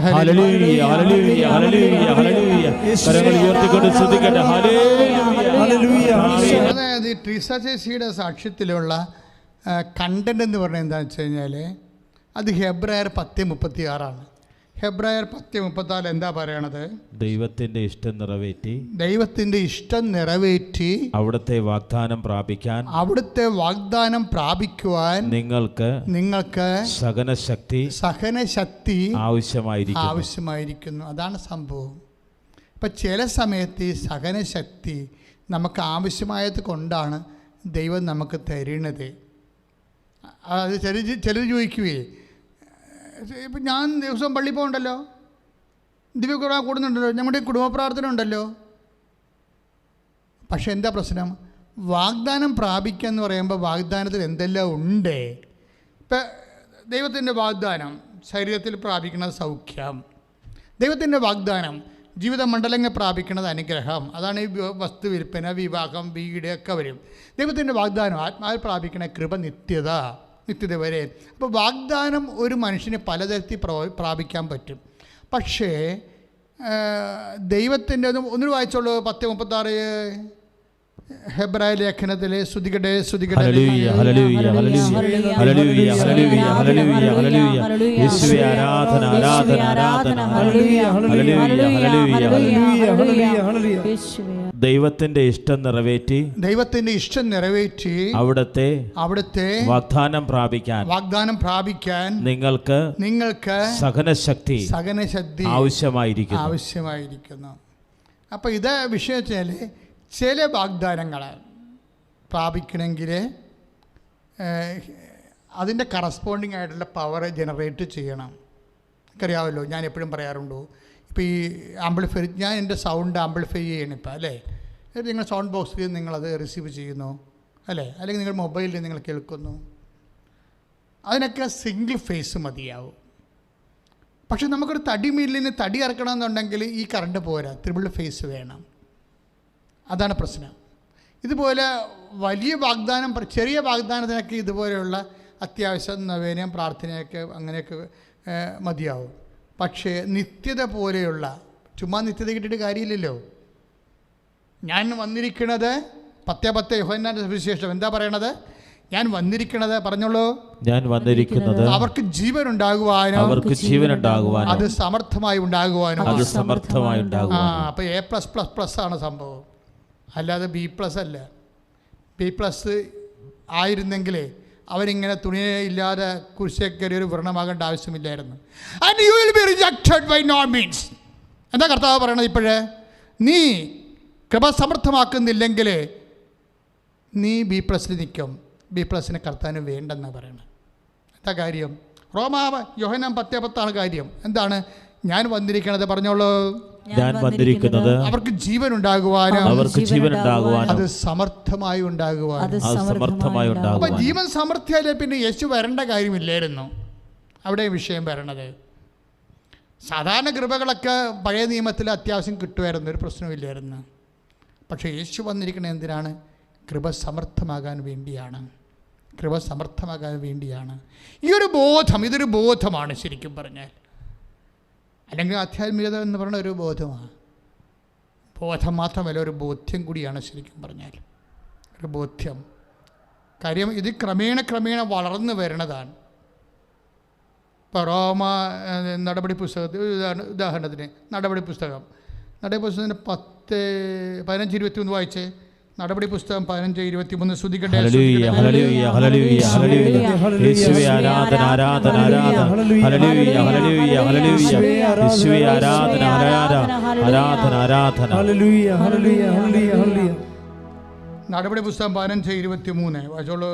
അപ്പോസ്തലന്മാരും ശ്രേഷ്ഠന്മാരുമായ സഹോദരന്മാർ അന്ത്യോക്യയിലെയും സിറിയയിലെയും കിലിക്കിയയിലെയും വിജാതിയരുടെ നിന്നുള്ള സഹോദരനുമായ നിങ്ങൾക്ക് അഭിവാദനം അർപ്പിക്കുന്നു. ഹല്ലേലൂയ ഹല്ലേലൂയ യേശുവേ ആരാധന ഹല്ലേലൂയ ഹല്ലേലൂയ ഹല്ലേലൂയ ഹല്ലേലൂയ ഹല്ലേലൂയ യേശുവേ ആരാധന കർത്താവേ, അഭിഷേകം ചെയ്യണമേ. ഹല്ലേലൂയ ഹല്ലേലൂയ യേശുവേ സ്തോത്രം, യേശുവേ നന്ദി. ഹല്ലേലൂയ ഹല്ലേലൂയ ഹല്ലേലൂയ. റോമാലേഖനം 4:21 വാഗ്ദാനം നിറവേറ്റാൻ ദൈവത്തിന് കഴിയുമെന്ന് അവന് പൂർണ്ണ ബോധ്യമുണ്ടായിരുന്നു. അപ്പം ചില വാഗ്ദാനം എന്ന് പറയുന്നത്, പ്രത്യേകിച്ച് നിത്യത എന്ന് പറയുന്ന വാഗ്ദാനമില്ലേ, ആ നിത്യത എന്ന വാഗ്ദാനം നിറവേറ്റണമെങ്കിൽ നമുക്ക് എന്നാ വേണം? നമുക്ക് പൂർണ്ണമായ ബോധ്യം ഉണ്ടാകണം. മനസ്സിലായില്ലേ? ഭാഗികമായ ബോധ്യം ഉണ്ടായാൽ പോരാ. ഈ പൂർണ്ണ ബോധ്യം നമുക്ക് കിട്ടുന്നത് ശരിക്കും പറഞ്ഞാൽ ഹെബ്രായർ 10:36 അനുസരിച്ചാണ്. എന്താണ് ഹെബ്രായർ 10:36 അനുസരിച്ച്? അത് കട്ടതയുടെ ഒരു കണ്ടൻ്റ് ഇതുണ്ടാകും. അപ്പം ഇങ്ങനെ പറയണമെന്നറിയാമോ? നിങ്ങൾ ഓരോരുത്തരും ദൈവത്തിൻ്റെ തിരുസന്നിധിയിൽ കുറേ വാഗ്വാദങ്ങൾ നടത്തി പൊട്ടൻ ക്രിസ്ത്യാനിയായിട്ട് കൊണ്ടിരിക്കുകയാണ്. എന്താ കാര്യം വെച്ചാൽ നിങ്ങൾ എപ്പോഴും പറയും ഞാൻ എൻ്റെ കൂട്ടുകാരത്തെ ഉടമ്പടി എടുത്തില്ല, അവൾ ദുഃഖവെള്ളിയാഴ്ച പോലും പള്ളിയിൽ പോയി ഞാൻ അങ്ങനെ ഇട്ടില്ല, പക്ഷേ അവളെല്ലാം 8 ദിവസം പോകാതെ അവൾ കാനഡയ്ക്ക് പോയി. ഞാനിതെല്ലാം ദുഃഖവെള്ളിയാഴ്ച പള്ളിയിൽ പോകും, എല്ലാ നിരന്തരം പള്ളിയിൽ പോകും, കർത്താവ് കുടുംബ പ്രാർത്ഥന നടക്കും, പക്ഷേ എൻ്റെ കാര്യത്തിനൊരു തീരുമാനമില്ല. ഇങ്ങനെ ഭൗതികമായ നക്കാപ്പിച്ച കാര്യങ്ങൾ പറഞ്ഞിട്ട് ദൈവമായിട്ട് ഗുസ്തി നടത്തും. അവിടെയാണ് കുഴപ്പം വരുന്നത്.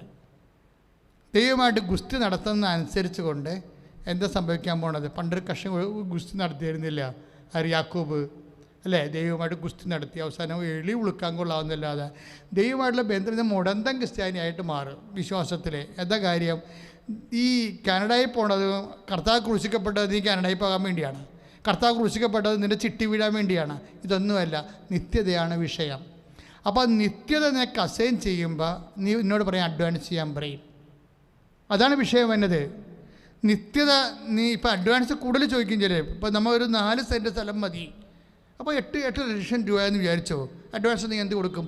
2 ലക്ഷം രൂപ. 4 സെൻറ്റ് സ്ഥലം മതി നിനക്ക്, അപ്പോൾ 8 ലക്ഷം രൂപ. നീ അഡ്വാൻസ് എന്ത് കൊടുക്കും? 2 ലക്ഷം രൂപ. പക്ഷേ നിനക്ക് 40 സെൻറ്റ് സ്ഥലം വേണം. 40 സെൻറ്റ് സ്ഥലം വേണമെങ്കിൽ എന്ത് ചെയ്യും? 8 ലക്ഷത്തിന് 80 ലക്ഷം രൂപ വേണം. അപ്പോൾ എന്ത് ചെയ്യണം? 10 ലക്ഷം അഡ്വാൻസ് കൊടുക്കണം. അവിടെയാണ് വിഷയം വരുന്നത്. നിങ്ങളുടെയൊക്കെ ഇപ്പം മറ്റു ട്രീസാടെ വിഷയം എന്താണ്? അവർ അഡ്വാൻസ് കൂടുതൽ കൊടുത്തിരിക്കണം. 38 കൊല്ലം രക്തസ്രാവം കൊണ്ട് നടക്കുകയാണ്. എന്നിട്ട് ഈ ചേർത്തി പറയവേ, ഞാനേ പള്ളിയിൽ പോകുമ്പോൾ എനിക്ക് സ്റ്റെപ്പ് കയറണം, പക്ഷേ എൻ്റെ ഈ യൂട്രസ് ഇറങ്ങണ കാരണം എനിക്ക് സ്റ്റെപ്പ് കയറാൻ പറ്റത്തില്ല. എന്നാലും ഞാൻ ഓരോ സ്റ്റെപ്പും കയറും വിശ്വാസ പ്രമാണം ചൊല്ലി കർത്താവെ എന്ന് വിളിച്ചുകൊണ്ട്. എന്നാത്തിനാണ് സ്റ്റെപ്പ് കയറണത്? കർത്താവിനെ കാണാൻ വേണ്ടി.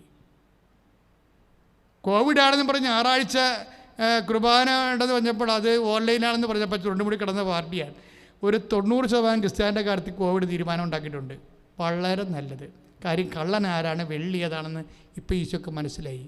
കോവിഡ് കാലത്ത് നീ എന്ത് ചെയ്തു? നിൻ്റെ കുമ്പസാരം എന്തുമാത്രം നീണ്ടു? നീ ഇപ്പോഴും കുമ്പസാരത്തിട്ടില്ലേ? കോവിഡിൻ്റെ കാര്യവും പറഞ്ഞ് കുമ്പസാരം നീട്ടിക്കൊണ്ട് നിൻ്റെ വിശുദ്ധീകരണം. ഈ ഒരു കാലമാണ് നിൻ്റെ പ്രതിസന്ധി എന്ന് പറയുന്നത്.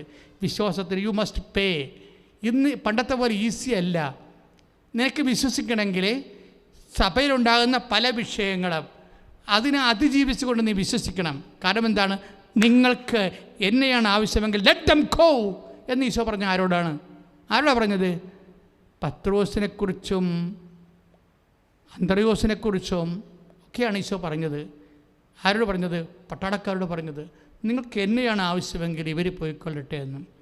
ചില ആൾക്കാർ ഞങ്ങളെപ്പോലുള്ള ആൾക്കാരുടെ ജീവിതം കണ്ടതിന് ശേഷം അതിന് ചില ഉണ്ടായിട്ട് കർത്താവിൽ നിന്ന് മാറാതിരിക്കുന്ന അയ്യോപാപി അന്നാടുപൊടി ക്രിസ്ത്യാനിയുണ്ട്. അവൻ്റെ കാര്യത്തിൽ തീരുമാനമായിട്ടുണ്ട്. കോവിഡ് വന്നതോടുകൂടി നീ ആരാണെന്നുള്ളത് ഓൾറെഡി റെക്കോർഡായിപ്പോയി. ഇനി നീ അങ്ങനെയല്ല കർത്താവ്, ഞാൻ ഇങ്ങനെയാണ് കർത്താവ്, ഞാൻ അങ്ങനെ ഉദ്ദേശിച്ചില്ല കർത്താവ്, ഇങ്ങനെ ഉദ്ദേശിച്ചു വെച്ചാൽ കേരള സഭയിലാണെങ്കിൽ 100,000 പ്രശ്നവും. നിന്നെ വിശ്വാസത്തിൽ കൂട്ടാൻ പറ്റുന്ന വിഷയങ്ങളെക്കാൾ ഉപരി നിന്നെ വിശ്വാസത്തിൽ കളയാൻ പറ്റുന്ന പ്രശ്നങ്ങളാണ് ഉണ്ടാക്കിയിരിക്കുന്നത്. ഇത് ആരുണ്ടാക്കിയതാണ്? കർത്താവിൽ. അവൻ ആരുണ്ടാക്കാനാണ്? അതായത് എൻ്റെ വിശ്വമുറം അവൻ്റെ കയ്യിലുണ്ട് എന്ന് പറഞ്ഞില്ലേ? ആ വിശ്വമുറം അവൻ കയ്യിൽ കളഞ്ഞിട്ടില്ല. ഇപ്പോഴും യോഹന്നാൻ മാന്താന എന്താ ചെയ്തത്? യോഹന്നാൻ മാന്താന ഈശോനെ എങ്ങനെ ഇൻട്രൊഡ്യൂസ് ചെയ്തത്? പറഞ്ഞത് വീശുമുറ അവൻ്റെ കയ്യിലുണ്ട് എന്നാണ് പറഞ്ഞത്. എന്ന് വെച്ചതിൻ്റെ അർത്ഥം എന്താണ്? അവൻ വീശുമുറ ഇപ്പോഴും കളഞ്ഞിട്ടില്ല. അവൻ എല്ലാ സമയത്തും വീശിക്കൊണ്ടിരിക്കുകയാണ്. കോവിഡിൻ്റെ ഒരു വീശൽ കഴിഞ്ഞു, അഭയ കേസിൻ്റെ വേറെ വീശൽ കഴിഞ്ഞു, അതിനുശേഷം ഫ്രാങ്കോ പിതാവിൻ്റെ വീശൽ കഴിഞ്ഞു. ഇങ്ങനെ വീശിക്കൊണ്ടിരിക്കുകയാണ്. പതിരെവിടെ വീഴുന്നു? പറന്നുപോയി. പതിര് ക്രിസ്ത്യാനികൾ പറന്നു പോയില്ലേ? അവൻ പള്ളി പോലും അവനെ കാണാനില്ലല്ലോ. കതിര് കൂടെ നിൽക്കുന്നു. ശ്രുതികട്ടെ ശ്രുതികട്ടെ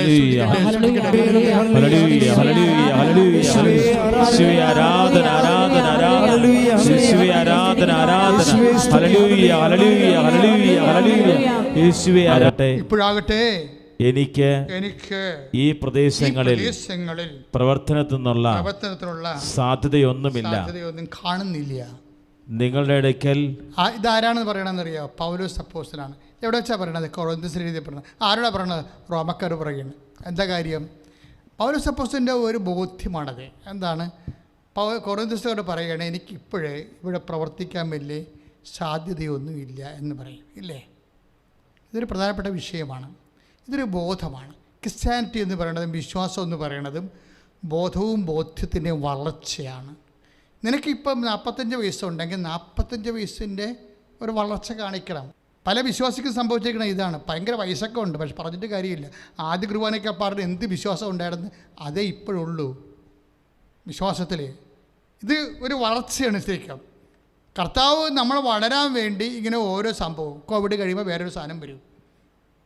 പള്ളി പോലും കയറാൻ പറ്റാത്തൊരു കാലം കടന്നു പോവുകയാണ്. പക്ഷെ നീ കയറിയോ?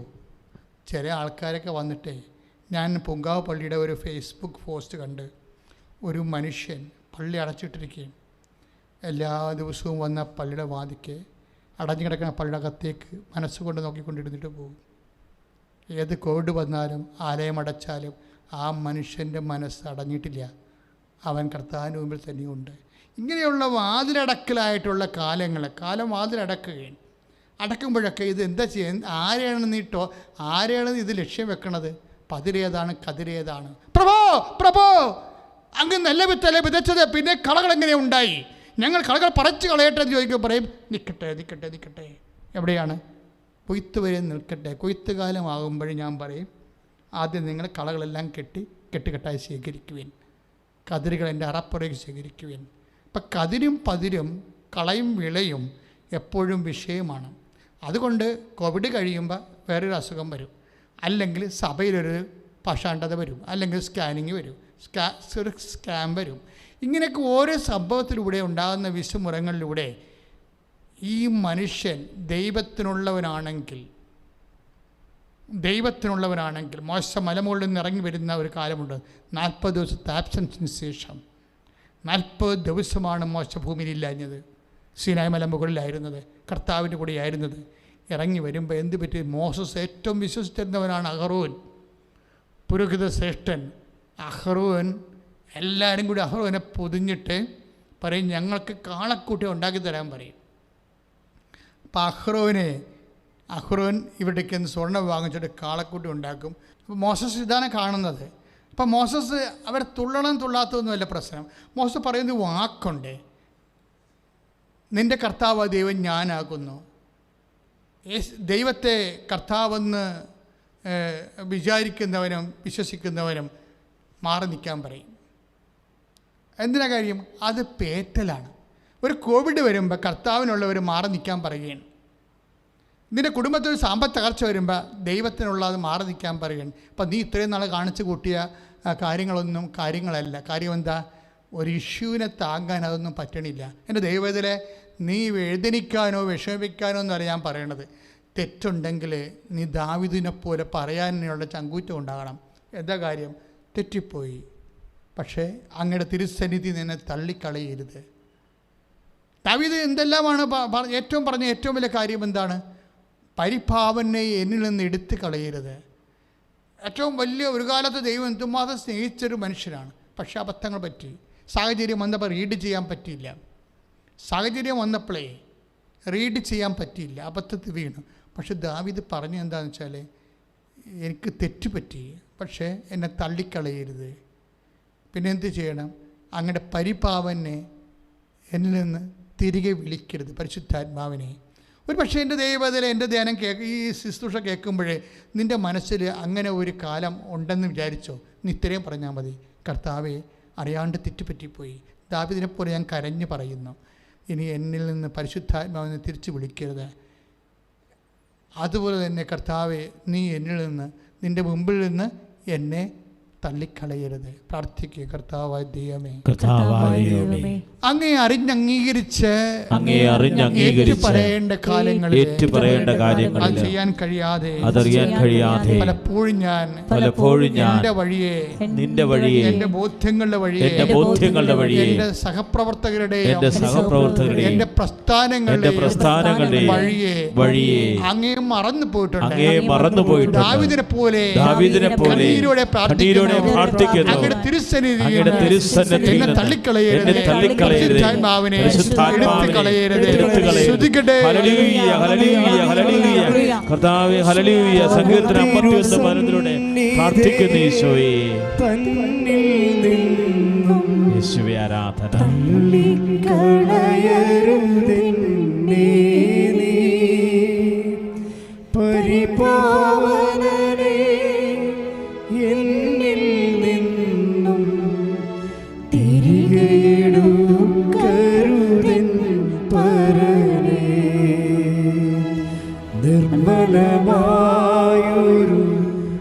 ഹൃദയമെന്നിൽ നിർമ്മിച്ചരുളുക നാഥാ. ധീരായൊരു മാനസം തീർത്തരുൾവെന്നിൽ ദേവാ. പരിശുദ്ധ പരമദിവ്യകാരുണ്യത്തിന് നേരവും ആരാധനയും സ്തുതിയും പുകഴ്ചയും ഉണ്ടായിരിക്കട്ടെ. പ്രിയമുള്ളവരെ, നമ്മൾ അഭിഷേകത്തിൻ്റെ നിറവിലെ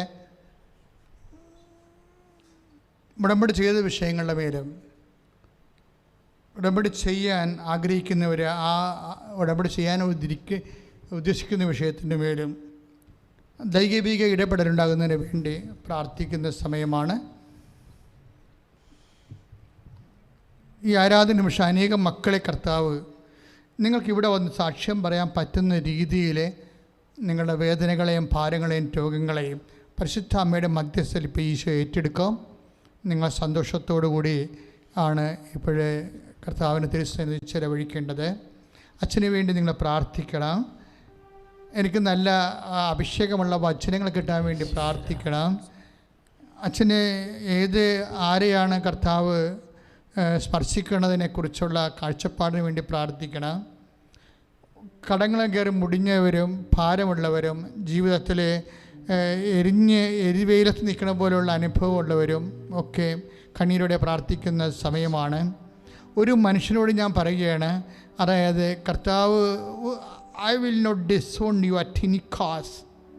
ഞാൻ നിന്നെ ഒരു കാരണവശാലും നിന്നെ തള്ളിക്കളയത്തില്ല എന്ന് പറഞ്ഞ വചനത്തിൽ വേണം നിങ്ങൾ വിശ്വസിക്കാൻ. പ്രത്യേകിച്ച് ഹെബ്രായ ലേഖനം 13:5 അറ്റ് എനി കോസ്, ഒരു കാരണവശാലും. ഒരു പക്ഷേ നിന്റെ പാസ്റ്റ് ലൈഫ് കർത്താവിൻ്റെ വിശുദ്ധിക്ക് നിരക്കാത്ത ജീവിതമായിരിക്കും. But don't mind about, don't bother about it. എന്താ കാര്യം? എന്താ? കർത്താവ് പറഞ്ഞൊരു ഒറ്റ വാക്കാണ്. എന്താണ്? മകളെ, കഴിഞ്ഞ കാലങ്ങളിൽ കുറേ കാര്യങ്ങളൊക്കെ സംഭവിച്ച് കാണും, പക്ഷേ ഐ ഡോണ്ട് മൈൻഡ് ഇറ്റ്. മേലിൽ നീ അത് ചെയ്യരുതെന്ന് മാത്രമേ ഈശോ പറഞ്ഞുള്ളൂ. അങ്ങനെ കർത്താവിൻ്റെ തിരുസന്നിധിയിൽ പട്ടാങ്ങിയായിട്ട് കട്ടായം പറയണം, കർത്താവെ, മേലിൽ ഞാൻ വിശുദ്ധിയോടെ ജീവിച്ചു കൊള്ളാം. അങ്ങയ്ക്ക് വേണ്ടി, അങ്ങയെപ്രതി അങ്ങയ്ക്ക് വേണ്ടി ഞാൻ സാക്ഷ്യമായി ജീവിച്ചു കൊള്ളാം. പ്രാർത്ഥിക്കുക, കർത്താവേ, മേലിൽ ഞാൻ അങ്ങയ്ക്ക് വേണ്ടി ജീവിച്ചു കൊള്ളാം. കർത്താവേ, കർത്താവേ, അപസ്മാര രോഗിയുടെ പിതാവിനെ പോലെ ഞാൻ പ്രാർത്ഥിക്കുന്നു. കർത്താവേ, 9:22 മർക്കോസിന്റെ സുവിശേഷം അനുസരിച്ച് ഞാൻ പ്രാർത്ഥിക്കുന്നു. കർത്താവേ, എന്റെ അവിശ്വാസം പരിഹരിച്ച് എന്നെ സഹായിക്കണം. എന്റെ കർത്താവേ, എന്റെ അവിശ്വാസം പരിഹരിച്ച് എന്നെ സഹായിക്കണം. കർത്താവേ, നിന്റെ വിശുദ്ധമായ തിരുമുറുവാർന്ന വലത്തുകരം ഇപ്പോൾ പ്രാർത്ഥിക്കുന്ന എല്ലാ മക്കളുടെ മേലും പതിക്കട്ടെ എന്ന് പ്രാർത്ഥിക്കുന്നു. കർത്താവേ, നിന്റെ ആണിപ്പെടുതാർന്ന അത്ഭുതകരം ശരീരം പൊള്ളുന്നവരിലെ, അസ്ഥി പൊള്ളുന്നവരിലെ, വാത രോഗികളിലെ, കരൾ രോഗികളിലെ, കർത്താവേ, ഹൃദയ നൊമ്പരം അനുഭവിക്കുന്നവരിലെ, ഹൃദയത്തിൽ ബ്ലോക്ക് ഉള്ളവരിലെ, തൈറോയ്ഡ് രോഗികളിലെ, പാക്ഷൻ രോഗികളെ, ഫണ്ട്രോസ് രോഗികളിലെ, തലച്ചോറിന് രോഗമുള്ളവരിലെ, കർത്താവിന്റെ വിശുദ്ധ രക്തം, കർത്താവിന്റെ വിശുദ്ധ രക്തം, കർത്താവിന്റെ വിശുദ്ധ രക്തം തളിക്കപ്പെടട്ടെ, തളിക്കപ്പെടട്ടെ. യേശുവിന്റെ നാമത്തിൽ, യേശുവിന്റെ നാമത്തിൽ മാരക രോഗങ്ങളെ ഈ നിമിഷം മാറിപ്പോകട്ടെ. ശ്രദ്ധിക്കട്ടെ.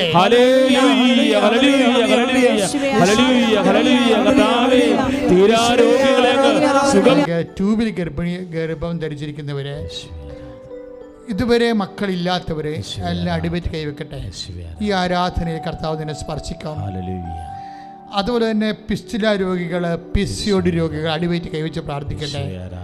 തിരുരക്തത്തിൻ്റെ അഭിഷേകം ഉണ്ടാകുമ്പോൾ പ്രാർത്ഥന. ഈശോ, കിഡ്നി രോഗികളെ നടുവിന് കൈവച്ച് പ്രാർത്ഥിക്കട്ടെ. വെർട്ടിബ്രൽ ഡിസ്ലൊക്കേറ്റ് ആയിട്ടുള്ളവരുണ്ട്. നടുവിലിന് ഡിസ്ലൊക്കേഷൻ സംഭവിച്ചവര്, അതിന്റെ കശേരികൾ തെറ്റിക്കിടക്കുന്നവര്, കൊടിയ വേദന അനുഭവിക്കുന്നവര്, കമന്ന് കിടക്കാൻ പറ്റാത്തവര്, അവര് നടുവിനെ കൈവച്ചുകൊണ്ട് പ്രാർത്ഥിക്കട്ടെ. ശരീരത്തിൽ മുഴവുള്ളവരെ കർത്താവ് കാണിച്ചു തരുന്നുണ്ട്. കക്ഷത്തിന് താഴേക്ക് മുഴ വന്നിട്ട് നിൽക്കുന്നവരെ കർത്താവ് കാണിച്ചു തരുന്നുണ്ട്. അവരെല്ലാം കൈവച്ച് പ്രാർത്ഥിക്കട്ടെ. ശ്വാസകോശ രോഗികള്, ഹൃദയത്തിൻ്റെ രോഗികള്, പതിരയുടെ ശ്വാസകോശങ്ങളിൽ പതിരയിൽ എപ്പോഴും സജ്ജലമായിരിക്കുന്നവരെ, എപ്പോഴും ശ്വാസതടസ്സമുള്ളവരെ, കർത്താവേ നിന്റെ വിശുദ്ധമായ രക്തത്താൽ ശ്വാസകോശ രോഗികളുടെ ശ്വാസകോശങ്ങളെ അങ്ങ് കഴുകണമെന്ന് പ്രാർത്ഥിക്കുന്നു കർത്താവേ. ഈശോ തൊണ്ടയെ സ്പർശിക്കണമെന്ന് പ്രാർത്ഥിക്കുന്നു കർത്താവേ. ശ്വാസകോശങ്ങളെ സ്പർശിക്കണം പ്രാർത്ഥിക്കുന്നു കർത്താവേ. ഹൃദയത്തെ സ്പർശിക്കണം പ്രാർത്ഥിക്കുന്നു കർത്താവേ. നടുവ് രോഗികളെ കർത്താവേ, കിഡ്നി രോഗികളെ കർത്താവേ, പാങ്ക്രിയാസിന്റെ അസുഖമുള്ളവരെ, ഷുഗർ രോഗികളെ, യേശു ക്രിസ്തുവിന്റെ ഉന്നതമായ നാമത്തിൽ മാരക രോഗങ്ങൾ സൗഖ്യമാകട്ടെ. ശ്രദ്ധിക്കട്ടെ. നിന്റെ കുടുംബത്തിന്റെ ജീവിതത്തിലെ വരുമാനത്തിന് വേണ്ടി നീ ഉപയോഗിക്കുന്ന എല്ലാ സ്ഥാപനങ്ങളെയും പൂട്ടിക്കിടക്കണ എല്ലാം കർത്താവ് ഫെബ്രുവരി 26 മുതൽ 29 വരെയുള്ള ദിവസങ്ങൾ, 28 വരെയുള്ള ദിവസങ്ങളിൽ കർത്താവ് ഇതെല്ലാം തുറക്കും. നീ അതിനകത്ത് ആരും വന്നില്ലെങ്കിൽ കയറി ഇരുന്നേക്കണം യേശുവിന്റെ നാമത്തിൽ. You got the point. Don't miss me. ഞാൻ പറയുന്നത് നിനക്ക് നഷ്ടപ്പെടരുത്.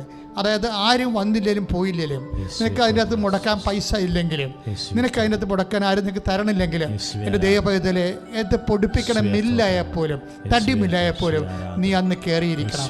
3 ദിവസം 26, 27, 28 തീയതികളിൽ കയറിയിരിക്കണം. ഞാൻ യേശുവിന്റെ നാമത്തിൽ അവിടെ കയറിയിരിക്കണം നീ പറയണം. എന്നിട്ട് നീ അവിടെ ഇരുന്ന് പ്രാർത്ഥിച്ചുകൊണ്ടിരിക്കണം. കർത്താവ് നിന്റെ കടങ്ങളെ പരിഹരിക്കുകയും നിനക്കതുകൊണ്ട് നിനക്ക് എന്താണ് ഈശോ ഈ വർഷം, അതുകൊണ്ട് നിന്റെ എങ്ങനെയാണ് ജീവിക്കുന്നത്, അത് എങ്ങനെ നിന്റെ കുഞ്ഞുങ്ങൾ ജീവിക്കണമെന്ന് അതിനുള്ള വഴികൾ പരിശുദ്ധ അമ്മയുടെ കയ്യിലുണ്ട്. അത് നിനക്ക് വെളിപ്പെട്ട് കിട്ടുകയും നിന്നെ ആഭിചാരിതം നിനക്ക് ചിന്തിക്കാനാവാത്ത സ്ഥലങ്ങളിൽ നിന്ന് ഞാൻ നേരത്തെ പറഞ്ഞിരുന്നു കർത്താവിനോട്, കർത്താവേ എനിക്കിന്ന് ദർശനം നീ സംസാരിക്കണം. വേദനിക്കുന്ന ജനങ്ങൾക്ക് വേണ്ടി എനിക്ക് അവർക്ക് ആശ്വാസം കൊടുക്കാൻ നിന്റെ ആശ്വാസം പകർന്നു നൽകാൻ കഴിയണം. അത് അങ്ങനെ കിട്ടിയ സന്ദേശമാണിത്. അതുകൊണ്ട് എപ്പോഴും ഈ സന്ദേശം വർക്ക് ചെയ്യണത് മുഴുവനും എപ്പോഴും വ്യവസായ മേഖലകളിലാണ്, ഇൻക്ലൂഡിങ് ദ ഇൻഡസ്ട്രി. അതെല്ലാം നീ കൈകാര്യം ചെയ്യണം. അതുപോലെ തന്നെ വിട്ടുമാറാത്ത സ്ഥലങ്ങൾ, വിറ്റുപോകാത്ത സ്ഥലങ്ങൾ, എടുക്കാനുള്ള സ്ഥലങ്ങൾ, അവിടെ എല്ലാം നീ അഡ്വാൻസ് കൊടുത്തിട്ട് നിനക്ക് പണം കിട്ടാത്ത സ്ഥലങ്ങളെല്ലാം നീ 26, 27, 28 നീ അത് വിസിറ്റ് ചെയ്യണം. അതിൻ്റെ കൈ കൃപാസനത്തിൻ്റെ മാതാവിൻ്റെ രൂപം ഉണ്ടാകണം. അല്ലെങ്കിൽ ഒരു രൂപം ഇല്ലെങ്കിൽ ഒരു ജപമാരെങ്കിലും നിന്റെ കയ്യിലുണ്ടാകണം. അതുമില്ലെങ്കിൽ കർത്താവിൻ്റെ വചനം നിന്റെ കയ്യിലുണ്ടാകണം. അതുകൊണ്ട് നീ നിന്റെ വിശ്വാസം പ്രഖ്യാപിക്കണം. കാര്യം നിന്റെ വിശ്വാസത്തിന്റെ കാണാത്ത കുരിശ്, ഉത്ഥാനത്തിന്റെ കുരിശ്, മഹത്വത്തിന്റെ കുരിശ് നീ വിശ്വാസത്തിൽ അവിടെ നാട്ടണം. തിന്മയുടെ ശക്തികൾ, പൈസ സ്വാധീനങ്ങൾ ആ 3 ദിവസങ്ങളിൽ നിന്നെ വിട്ടൊഴിഞ്ഞു പോവുകയും കർത്താവ് നിനക്ക് സുപ്രഭാതങ്ങളെ, വെളിച്ചത്തിന്റെ പ്രഭാതം നിനക്ക് കാണിച്ചു തരികയും ചെയ്യുമെന്ന് കർത്താവ് അരുളി ചെയ്യുന്നു. ശ്രദ്ധിക്കട്ടെ.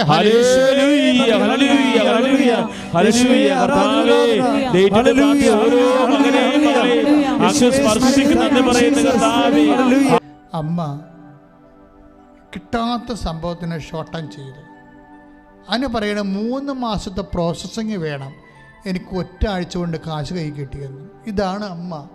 അതായത് അതിന് പറയണ ഇതാണ് 3 മാസത്തെ. എനിക്ക് എന്നെ ആരും അടുപ്പിക്കുന്നേ ഇല്ലായിരുന്നു.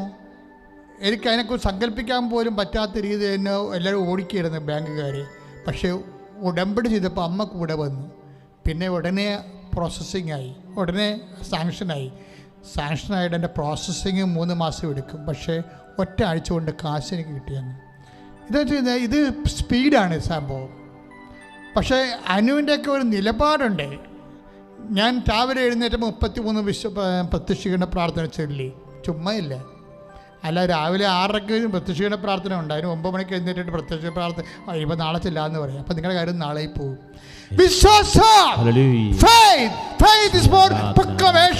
വിശ്വാസം എന്തിനു വേണ്ടിയുള്ളതാണ്? ദൈവത്തിലെ അത് പ്രഖ്യാപിക്കാൻ വേണ്ടിയുള്ളതാണ്. കർത്താവേ വിശ്വാസം പ്രഖ്യാപിക്കാനുള്ള കൃപ നൽകണം പ്രാർത്ഥിക്കുന്നു. കർത്താവ് വിശ്വാസം പ്രഖ്യാപിക്കാനുള്ള കൃപ നൽകണം പ്രാർത്ഥിക്കുന്നു. ജീവിതത്തിൽ വ്യത്യസ്തമായ തടസ്സങ്ങളിൽ കർത്താവേ, ദുഃഖങ്ങൾ, ദുരിതങ്ങൾ, മാരക രോഗങ്ങളിൽ, വിവാഹം ഒത്തുവരാത്ത അവസ്ഥകൾ, മക്കളില്ലാത്ത അവസ്ഥകൾ, ജോലി കിട്ടാത്ത അവസ്ഥകൾ, പരീക്ഷകൾ, കർത്താവ് പരാജയപ്പെടുന്ന അവസ്ഥകളിൽ, വിദേശത്ത് ജോലിയിൽ പോകാൻ പറ്റാത്ത അവസ്ഥകൾ, കർത്താവ് അങ്ങ് അതുപോലെ തന്നെ കർത്താവ് ഒരു വീട് കിട്ടാത്ത അവസ്ഥകൾ, സ്വദേശത്ത് വിദേശത്ത് വീട് കിട്ടാത്ത അവസ്ഥകൾ, കർത്താവ് ഇങ്ങനെയുള്ള എല്ലാ ജീവിത ദുരിതങ്ങൾ, തടസ്സങ്ങൾ യേശു ക്രിസ്തു ഉന്നതമായ നാമത്തിൽ മാതാവിന്റെ മധ്യസ്ഥത്തിൽ മാറിപ്പോകട്ടെ. ശ്രുതികട്ടെ.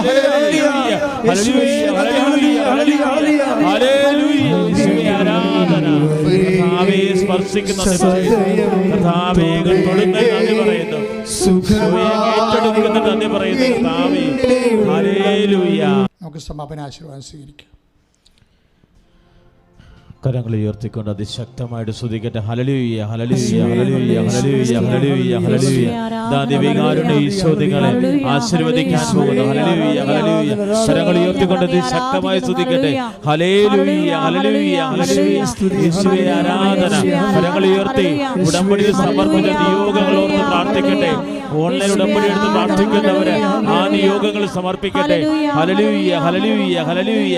യേശുവേ അതിശക്തമായി സ്തുതിക്കട്ടെ. ഹല്ലേലൂയ ഹല്ലേലൂയ ഹല്ലേലൂയ ഹല്ലേലൂയ ഹല്ലേലൂയ ഹല്ലേലൂയ. യേശുവേ ആരാധന. ഹല്ലേലൂയ ഹല്ലേലൂയ ഹല്ലേലൂയ. നിങ്ങളെ ആശീർവദിക്കുന്നു. തീരാരോഗത്തിൽ കഴിയുന്നവര് ഉടമ്പടിയിലും പുതുക്കി നിയോഗത്തവർക്ക് ഈശോ തൊടുന്ന വലിയ നിമിഷമാണ്. കർത്താവിന്റെ സന്നിധിയില് കർത്താവിത ക്യാൻസർ രോഗികള്, ആരോഗ്യരോഗികള്, ഹൃദയ സംബന്ധമായ രോഗമുള്ളവര്, തൊഴിൽ രോഗമുള്ള എല്ലാവരിലേക്കും ദിവ്യകാരുണ്യത്തിന്റെ ശക്തി അഭിഷേകമായി തീരുന്നു. കർത്താവ് നിന്നെ തൊടുന്നു, നിന്റെ രോഗങ്ങളെ തൊടുന്നു. ഹല്ലേലൂയ ഹല്ലേലൂയ ഹല്ലേലൂയ. പരിശുദ്ധ പരമമാ ഈശോയെ ആരാധന. ദിവ്യകാരുണ്യമേ ഈശോയെ പരിശുദ്ധ അമ്മയുടെ പ്രത്യക്ഷീകരണം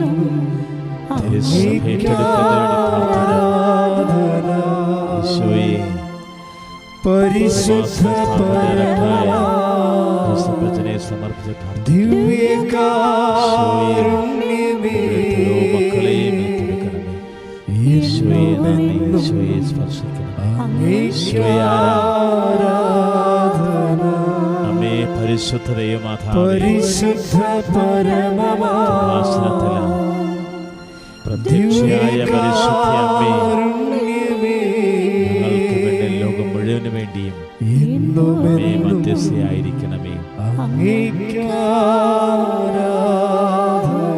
കൃപാസന മാതാവേ, ഞങ്ങൾക്ക് വേണ്ടി മാധ്യസ്ഥം വഹിക്കണമേ.